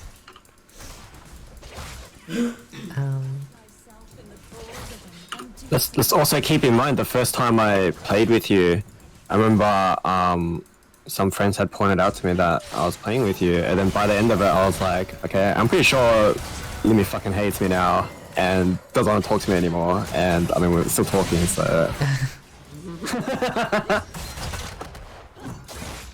I don't know, I think humans are just very good at self-sabotaging and self-fulfilling prophecies. Like if you tell yourself enough that you know You're not good enough. Or... yeah, you're not good enough, or that, you know, these people aren't worth it, just from these initial interactions, and I mean you'll make it true, and then on top of you making it true, you'll then convince yourself that you're also right. And I think that's a very dangerous and vicious cycle to fall into. Actually, now that I think about it, it's not even just like a straight thing or trans thing or anything, because like, even I find that I have a hard time making friends with other LGBT content creators or like friends as well. Honestly, Mood, I don't have any LGBT friends that I've met like in life. There's only been online friends. It's not even online. My friends are straight. I'm like, when I compare it to Overwatch, all I had was Toshi. Everyone else that was LGBT, like I wasn't very close with, right? I think there's another point here with like, I don't know, there are just like a lot of shit stems from us not having a lane in the world. Like our lingo, our expression, our relationship histories. It all stems from like being stunted because we don't actually have like a predefined lane the way that cis-het males and females do. Like that's why it's like I feel like it was easier for me to make like gay friends in real life because I knew like the type of shit that I would have to deal with, because like usually when I would meet a gay in real life, usually in high school, it would be like, oh, I can be the only one, because guess what my personality is? It's sassy and like bitchy, because that's like the typical That's the stereotype. personality. Yeah, it's the like gays can only the only thing that they can relate to on TV growing up or in media or in society are females. That's why we stand females, that's why we love females, that's why we sound like females, that's why we dress like females, that's why we talk like females, because that is of the two lanes that are in this like society, we align more with the female one than we do the male one. And all of this shit just like leads to like every like aspect of our life being stunted, and it takes like some a fuck ton of introspection to figure this shit out and like work through it. But like, you know, Angel XOXO, like, I do like her, but we've never really talked all that much. It's not like I ever got close with her. I think she's really cool, and I'm really happy for her like career, like thriving. But I always felt like something like I couldn't completely click with her, but that could have been just like me, and I always wondered like, what was that? Like, It's human nature though. You don't always click with everybody, and I think that's important. I don't know. I always just felt bad for like not making friends easily. Don't ever feel bad for that. Honestly. Yeah, I think you just need to like. It's not going to be a switch. You just need to train yourself to not like take it on you for like relationships, regardless of their level, failing.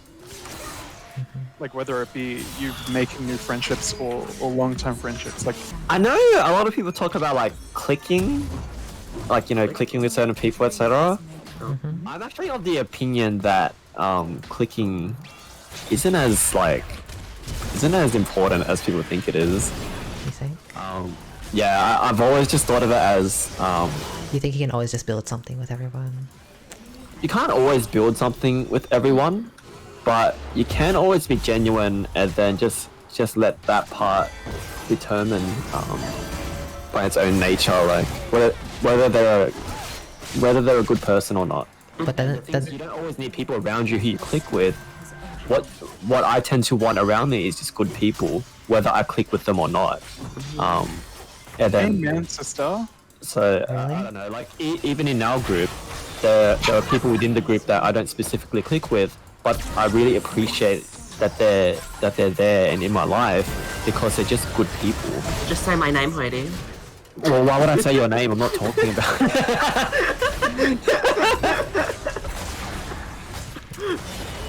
I've never thought of that.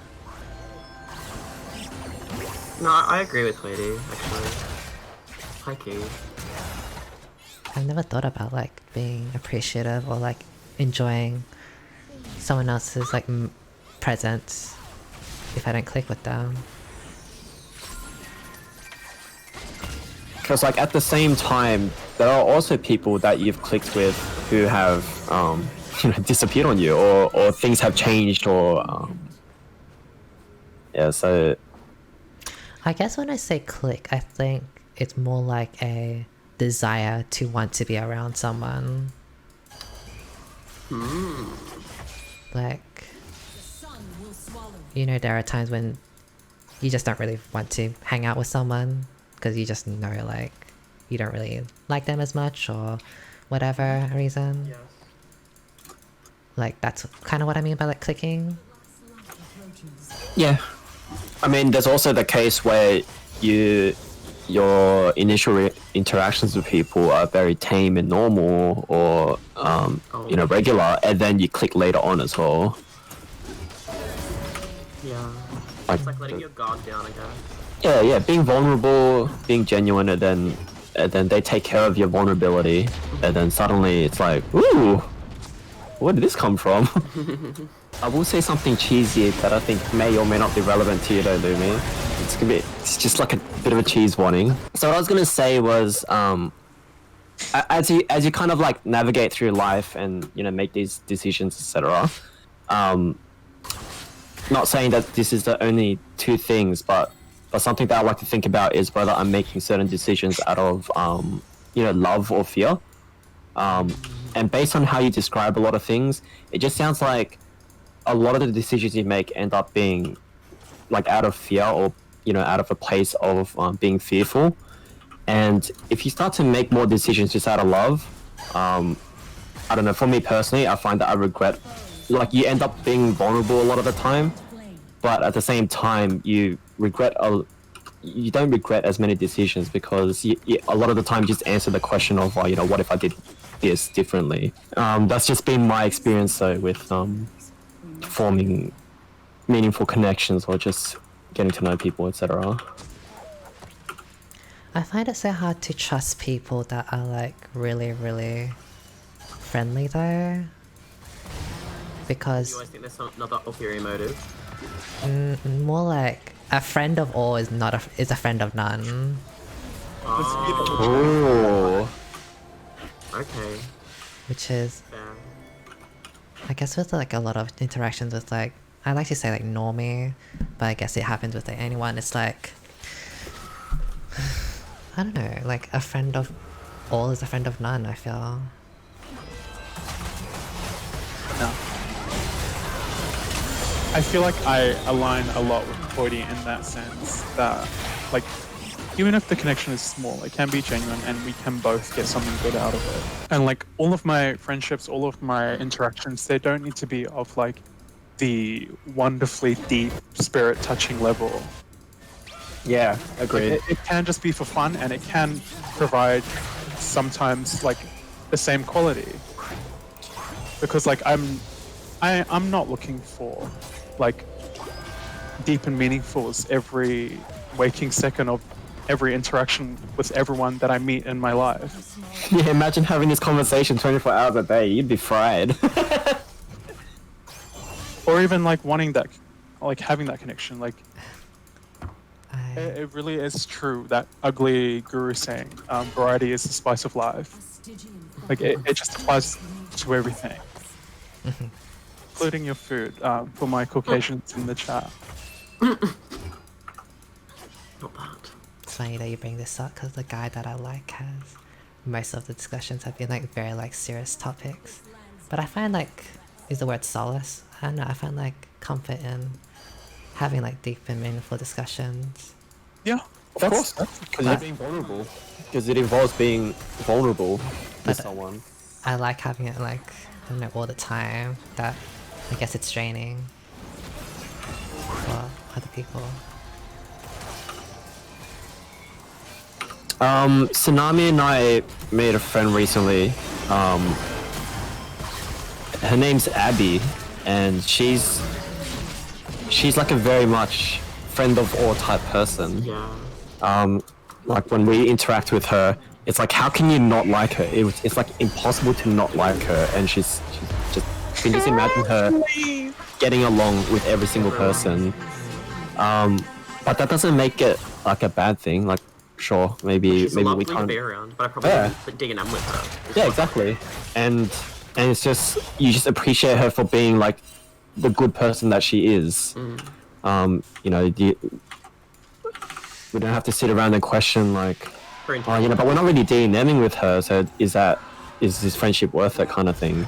It's just, he's a great person that we've had a chance to meet, and we appreciate that we got to know this person and that they're in our lives. Hey Abby, if you're watching.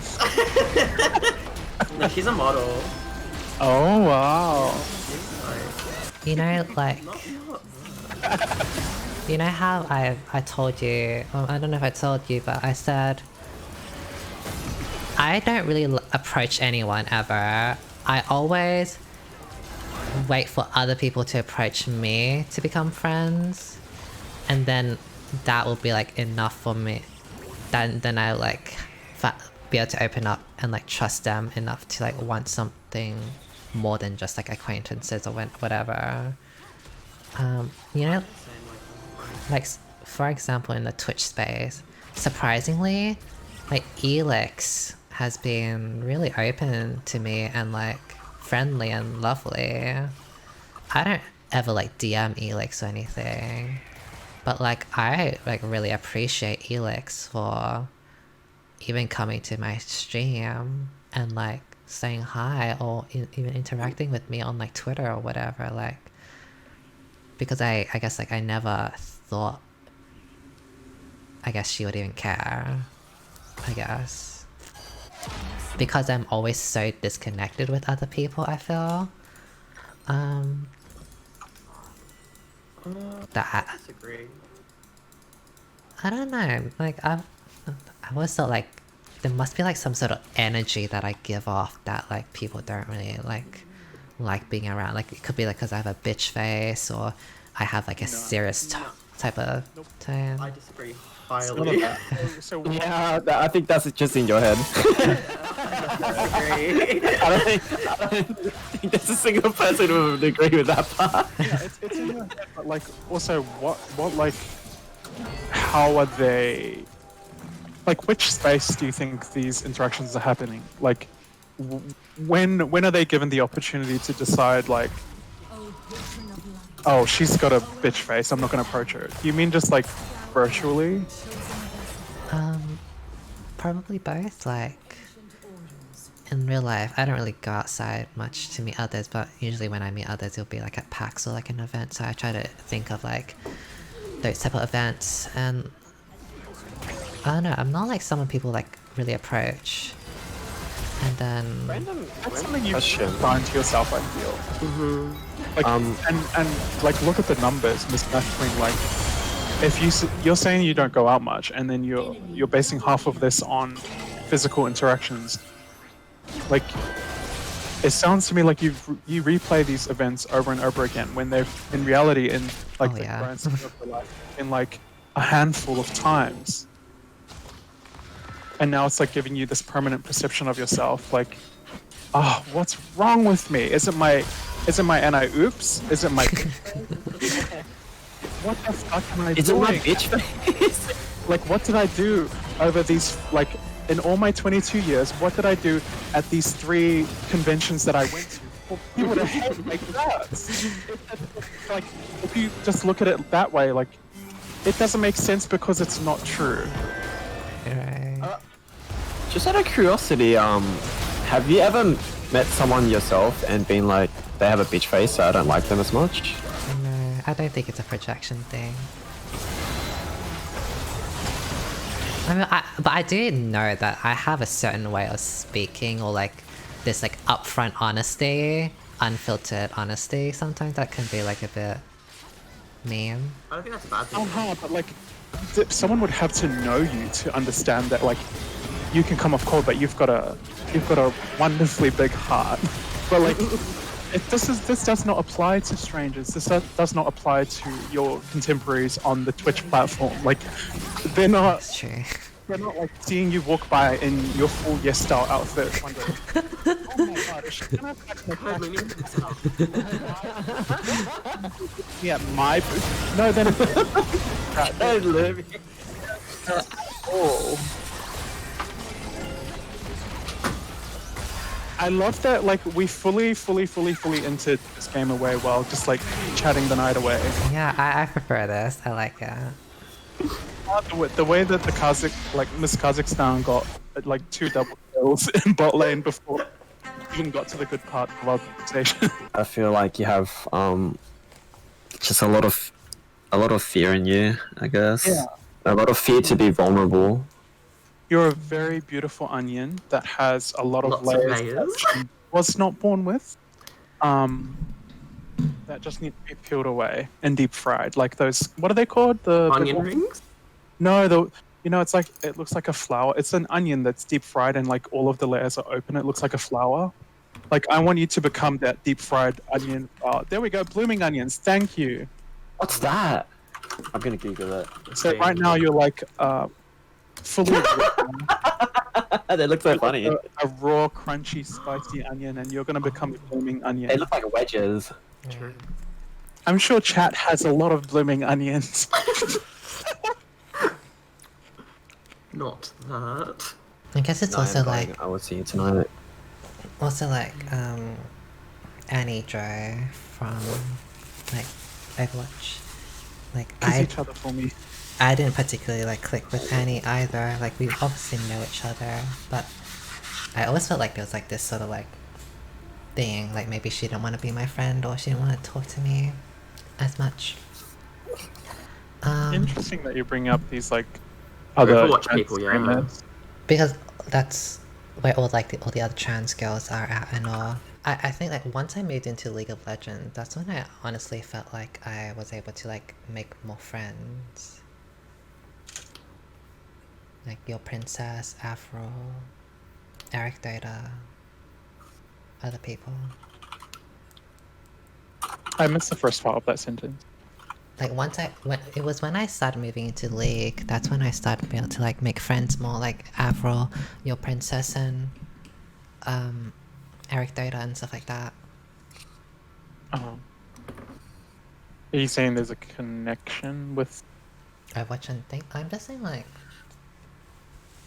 Um, I don't know, like I don't really know why. Like it was so hard for me to make friends in the Overwatch days. Or like because I always thought like it was hard for me to make friends with like cis hetero people. And then like I'm thinking like that's actually I think about like that's not actually true. Because I found it really hard to make even friends with a lot of the trans girls back in Overwatch. do you think it's a good idea to just operate under the assumption that like because you're trans and you are gamers or you play the same game that like you should be friends? That you should no, of course no, I don't think like you should automatically click, but like I think like if it's like so many things, like what could it possibly be then? Like if I can't make friends with trans people, why- I can't make friends with like cis hetero people, I can't like make friends with anyone in general usually. Like what could it be? When it comes to those things, why are you like why do their identities like take the forefront of your? Yeah, I was just thinking that, like, as you were kind of saying it, I can't make friends with, and then the way you describe them, it's just it Because feels like a projection of what you think I just is feel like causing that gap. I wonder like what else could it be? Like is it like my appearance? I don't think so. Like unless they think I have like a bitch face, I don't know. Could it be like a certain way I act? Is it possible that it could be like a case of like nothing ventured, nothing gained? Like how much Yeah. how much have you really put into these relationships for it to be something meaningful like you're longing for? Yeah, because on one hand you've described that you find it difficult to make friends, while also saying that you don't really put an effort to try and make friends or like build these connections up unless you deem it worthy or worth your time. So That's like true. it at the same time it also sounds like, oh, I find it so hard to make friends, I'm also not trying to make friends, which could be the contributor to, you know, not making friends, for example. I guess that's true. And it's just so harmful because like these things are contradicting each other. And like Yeah. it should make sense if you look at it like that. Like I want these strong friendships, but I don't want to try for these strong friendships. Like that should be all you need to know to like figure out the solution. But somehow your mind is going to like Yeah. my expression, my identity are contributing factors when it's just not that at all. And then it becomes this ugly cycle where you're stuck hating yourself or questioning yourself and not being sure of yourself because you're like, oh, well, I can't figure out why. Surely it's my queerness. Surely it's my identity conflicting with theirs. But it's not that at all. It's like Yeah. Just go to the basics. yeah, it It's could be just- something much more mundane than your identity. I And I genuinely think it is. I guess it's making sense, like how, like I say, like I only want to put an effort into someone when I know that it's worth it, and I never really approach other people, I let them approach me, really. I guess thinking about like why I do that is I know I can like give a lot, but I want to know if I'll get that in return, I guess. And you're not always going to know that. That's the thing. Like in general, love, and I'm not talking about romantic love, but like the love of just between people. It involves vulnerability. It involves you know, potentially sacrifice, and it involves taking some form of risk. Like all connections, or friendships, or things that they involve risk. It's like a cost benefit, honestly, like a Yeah. product. It's like cost benefit.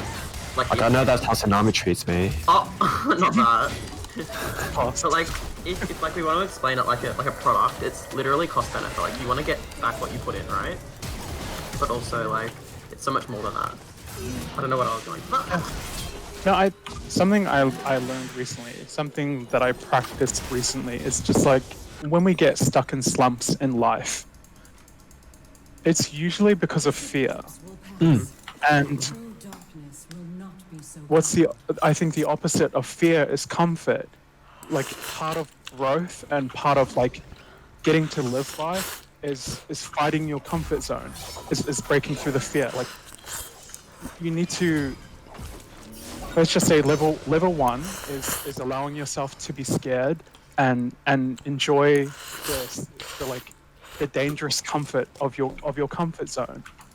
But like level 2 is being able to step back and realize that you're thinking these negative things and falling into these pits because you are stuck in your comfort zone, because you're happy with being comfortable.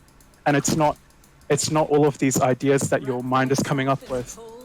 It's just that you're stuck and you need to be constantly fighting your comfort zone in order to grow. It might not even be that you're happy with your comfort. It might just be that you're content. Like, this is okay. Like I'm okay with this, but then you're not like actively happy with it.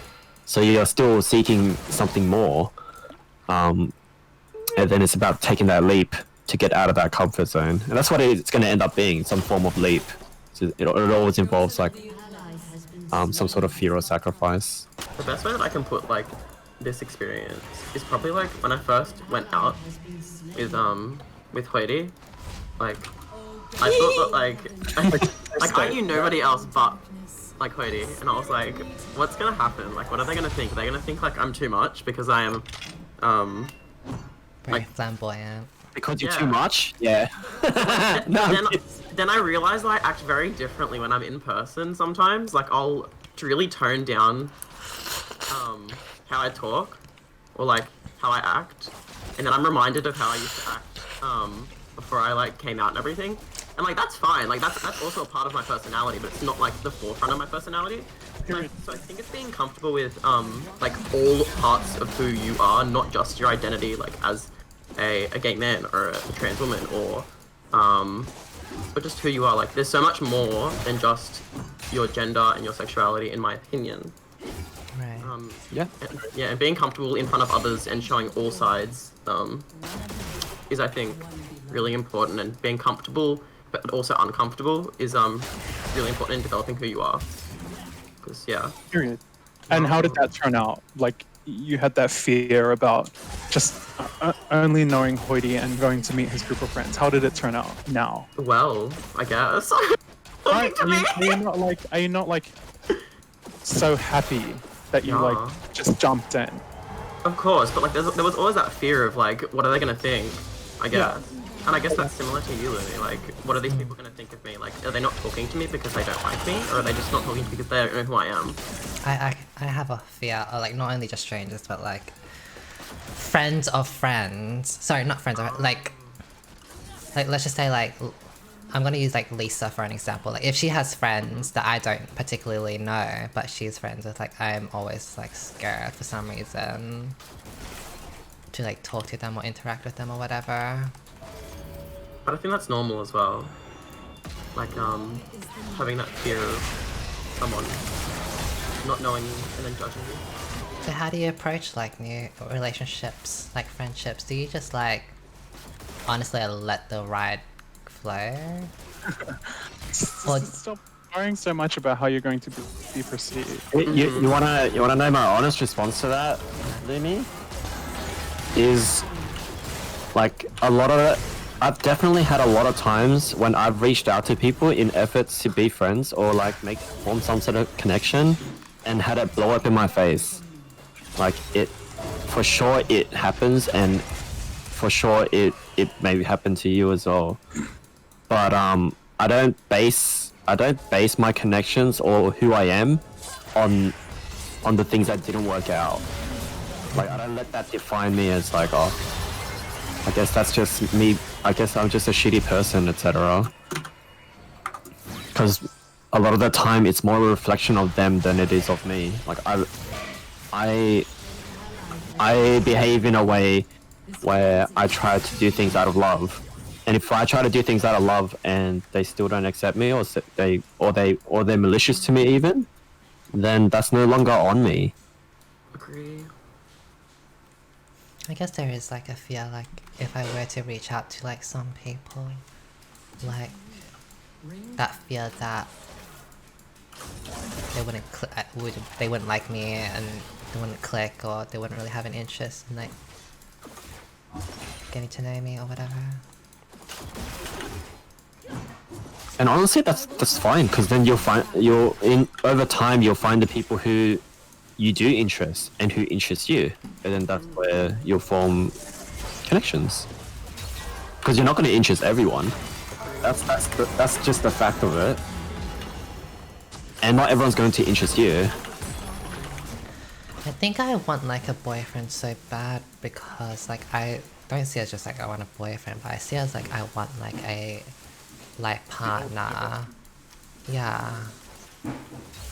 I guess maybe because that's like that comfort of knowing someone is always there for you and you're there for them and you just know, right? Exactly. That's what I want. I guess it all ties in together, like the feel of like getting to know other people, so staying comfort with the people that you do know and only spending time and effort on the people that you currently know.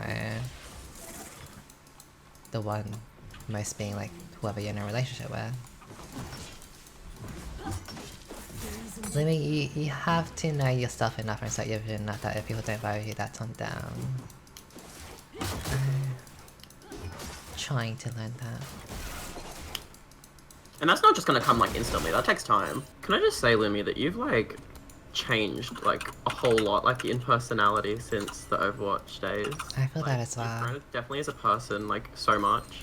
Thank you. I feel like back then I was trying to be because a lot of my personality and like my inspirations were like other models in life. So I was trying to be like some amalgamation of like all of like those qualities, like the sassiness and the bad bitchness and all.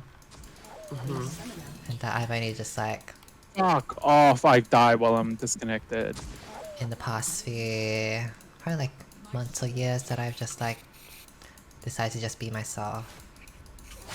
Yeah, I definitely see that. Well, I like you being yourself. Agreed. I think you're excellent. Oh, thank you. I think you're a lot more wholesome than you give yourself credit for. I think you're very pog champion. Yeah, Pog champion. Thank And you. I think pretty and skinny. And smart. You're like so pretty and you're so big brain and you're like Pick me, pick me. I don't know, Lumi. I'm just glad I met you. Aw, I'm glad I met you too. You don't have to. I wasn't fishing for that, but I appreciate it. Oh, for Klein and Sing. I mean, but I do. Like, all of you. Oh my god. I wish I could say the same. True. I actually think I always have been like that type of person who wanted to be liked by everyone. Even though I know that's like not the reality. I think that's like the hardest. One of the hardest parts to try accept and like constantly tell myself. Yeah. I think that's a maturity thing as well, though. She's dying for it. You guys go. Like if I tell myself like, oh, like you can't, like I know the reality is that you can't like be friends with everyone or not everyone's gonna like you. But I feel like I can never like shake off the I can't shake it off that I do. She doesn't know Joji. I can't like shake off the fact that like I do want to be liked by everyone. Like I don't want to be like hated or whatever. Stand next to me. Come on, You Hoodie. sound like a straight insult, but haters gonna hate. I guess so. Potato's gonna potate. Yes, that's true. Actually, Lumi, what's your Myers-Briggs? Do you know? It changed. I did it once. Like, Are you an INFP? I don't remember. I know IN was the first time I did it. I think the first time was a mediator, Yep. Yep. Same. and then the second time, it was like a green one. Oh, Like on that maybe website. Yeah, I think it's that one probably. That would be my best guess. When I come The infamous Logitechs. I don't know. I'll have to look you're a back over the pictures. Oh. Taurus, let me look at your stars. I know I is definitely the introvert, like that will say it that way. Thank you for this temperatures. But I think that from the first time to the second time I did it, I feel like I became more of a bitch. Like I became. Thank you for this at the end. Yeah, like I think A bitch. I felt like sorry. Take bitchiness for being confident. I know. But it wasn't like more confident. It was more like I kind of like slowly like lacked as much empathy. Oh. I think because it's like because like I've had like so much people like talk shit and stuff like that, like just being a streamer and on YouTube. I think you're mixing empathy with compassion though. Oh, Yeah, because empathy is just like the ability to, you know, be able to. Oh, I'm dying! Sorry. He's dead now. Okay, I can continue talking. Empathy is just more like being able to put yourself in someone else's shoes. Whereas compassion is like the, just like caring. right. I think it's like because of like the first time I was like, oh, we should all care about each other, blah blah blah. I'm trying to find a middle ground. Whereas the second time I was like, because I've like, had, you know, I go through like people like talking shit or whatever. I find myself very easily now being like, oh, just get over it. Like, if I see someone else like having like not that, in my opinion, like not that big of a deal struggles, I would very easily just be like, oh, get over it, sweetie. I'm trying to like go back to my old self where I was very like compassionate, and like empathetic and like not so like, oh, just get over it, sister. But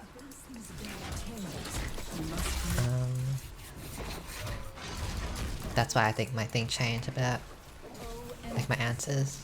So I was actually gonna come to Melbourne last year for PAX, or like the year before, but then I never did. why So I got not? a job. Oh.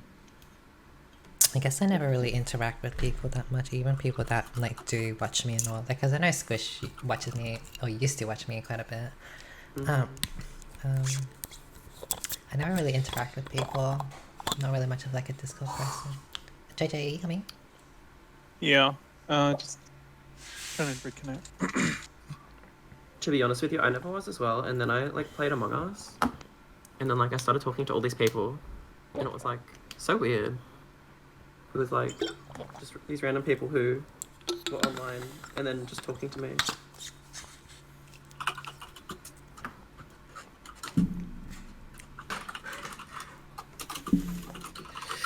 I think also part of me being like a businesswoman and a workaholic, and I hate wasting time.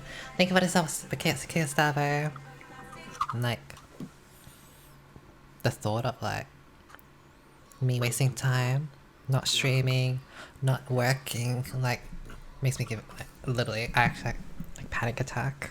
I think that you should set schedules and limits. I can't do Because schedules. that's worked really well for me. Can't do schedules.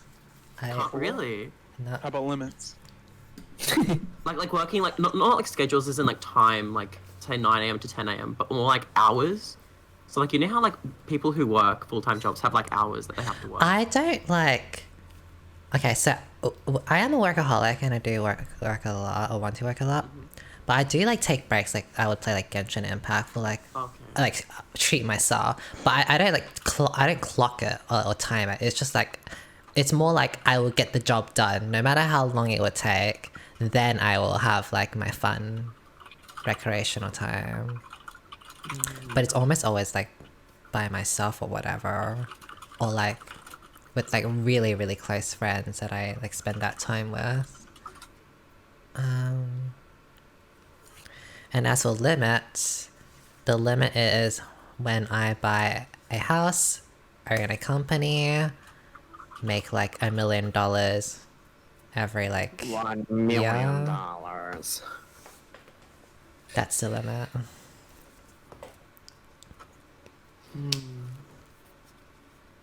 I don't know, I'm just like, Power to you. I guess it's like that fear of like, I will have nothing if I don't work hard. I mean, the online space is very volatile. So Exactly.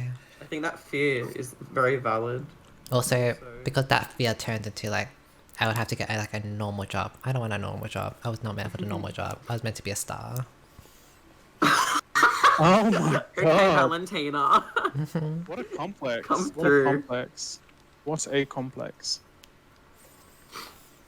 If it's not like Twitch streamer, it's got to do with something like singing or like, I don't know, just something that shows like my talent. That I'm a star because I'm one. Go for it, love. I always feel like so shitty saying that. Why? Be confident in it. I could say that.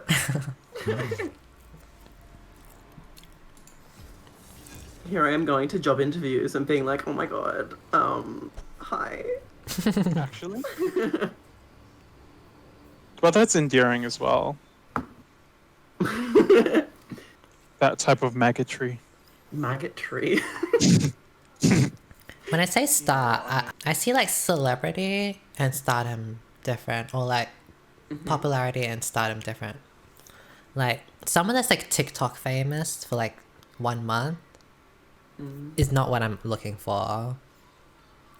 When I think of stardom or whatever, I think of like someone that has a passion and excels at like a certain skill or something so much that that skill like inspires others so much, and that's like how they get so popular. Like for example, like Lady Gaga singing and all, like that's just iconic, like she's a star, versus someone that's like on TikTok like doing like some like whatever random thing and like getting famous for like 2 months. Like that's so totally different, right? That's traditional celebrity versus micro celebrity. So Yeah. it's like having a talent or notoriety based on a skill is like traditional celebrity, and then constructing a talent or skill or constructing a persona through online means like social media or Twitch or YouTube is a micro celebrity. But what you sound like you want to do is you want to break into being a traditional like definition of celebrity because I do. you believe you have the talent. Yeah, I do, because like it's awesome. like when it comes to streaming, I would always constantly say like I'm very competitive and I would like to like there's dreams of me going pro and all, but that's only because like there is like a level of skill required to become like pro and all, like that respect, that like inspiration that you give off, right? Rather than just like being like personality. Like if like I could be like aim towards being like just personality and for fun. Like I could be like hard suck diamond for like mediocre at the game and be funny. Oh yeah, like Please don't say that name. like Pokemon or like Yeah. Lilliputian or whatever. You could do that. Like it would be obviously nice to like have the viewership and the money, but that's not actually what I want. Like I don't want to be like Lilliputian. She's throwing shade. I'm not throwing shade. It's a realistic conversation. I want to be known for like something that like I excel at, or like a passion that I really do have. So singing, like for example, is like something I would really like. Where, you know, I'm singing like with all the belts, or like, you know, not that I would join a K-pop group, but like you know, like being known for like Blackpink. Like imagine like being Blackpink. Like that'd be so good. Like Luminum and the diamonds. I think it's too late for any like K-pop stuff, but When did Eric Nam start? Eric Nam started really late. He was like in his 30s when he debuted. Really? Eric Nam. He's a K-pop. You said that like everyone knows as much K-pop as you. I know sorry. Eric. I know Eric Nam. I didn't know he just started. Oh, he didn't just start, but he started when he was a bit older than like, you know how like traditional idols start like under 20. Pretty sure Yeah. He started when he was. Oh no, I'm lying. Don't worry. Oh no, I'm not lying. Wait, am I lying? I don't know if I'm lying. Eric has been active since 2011. He was I'm 23. lying. Oh no, wait. That means he would have been 23. 23. Miss Sayama. Soya. Even Tati Westbrook said that she wants to get into singing and music. You know, the blind one. Oh, I know about her a lot. Miss Westbrook, if you ask me. I know her music would be shit. What would her Fucking- music be? It'll be like Dixie Chicks, Carrie my Underwood God. type shit. Okay. And Stole like my vitamin brand. her on the beach with like a flowy dress and like a drone going crazy like Into a vitamin. over her. Who's Dixie Chicks? Oh my god. I only know like Dixie D'Amelio. Oh my god. Sorry. They're a country trio, a pretty iconic one as well. Do you intend to become an artist?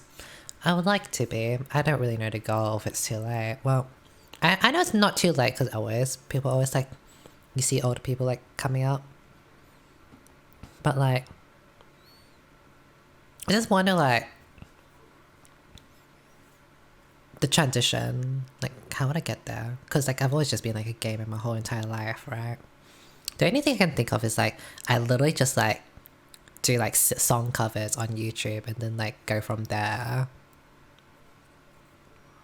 Are you gonna upload any songs? Yeah, I would like to on my second channel. So my idea is, so I have full gameplays on my second channel, right? I'm gonna put all my League content, including my full gameplays, on my main channel, like gaming stuff, everything. And then my second channel, I'll decide on like what it is. I think my second channel is gonna be like literally just hokey pokey random shit, like singing, whatever. I wanted to be a beauty guru, but then I was like, actually don't have like the passion in makeup or the like care. I like singing ballads, so I like singing like Adele, Sam Smith, Taeyeon. Oh my god, you're weighted, thank you. I like singing, I would like to sing like Clarity. Like, yeah. All love is tragedy, why are you my remedy? Jisoo from Blackpink actually sang that, so I was like, oh, we love that. I saw it live. It was so good. Did you? Wow. She sounds like an angel. I love her. You're gonna be the next it girl, thank you. So I bought a star projector, like the galaxy, like that lights up in your bedroom and makes your whole like room look like, it's in my bedroom. I thought you were gonna debut it today. Oh, not today. I only just set it up. But I think I'll record myself, like just put my iPhone 11 somewhere. I was thinking maybe I could like record on like this Blue Yeti and then like do like a lip sync, like a voiceover, so like just to sync it up. Because like, I think the quality of this Blue Yeti is better than like my iPhone 11.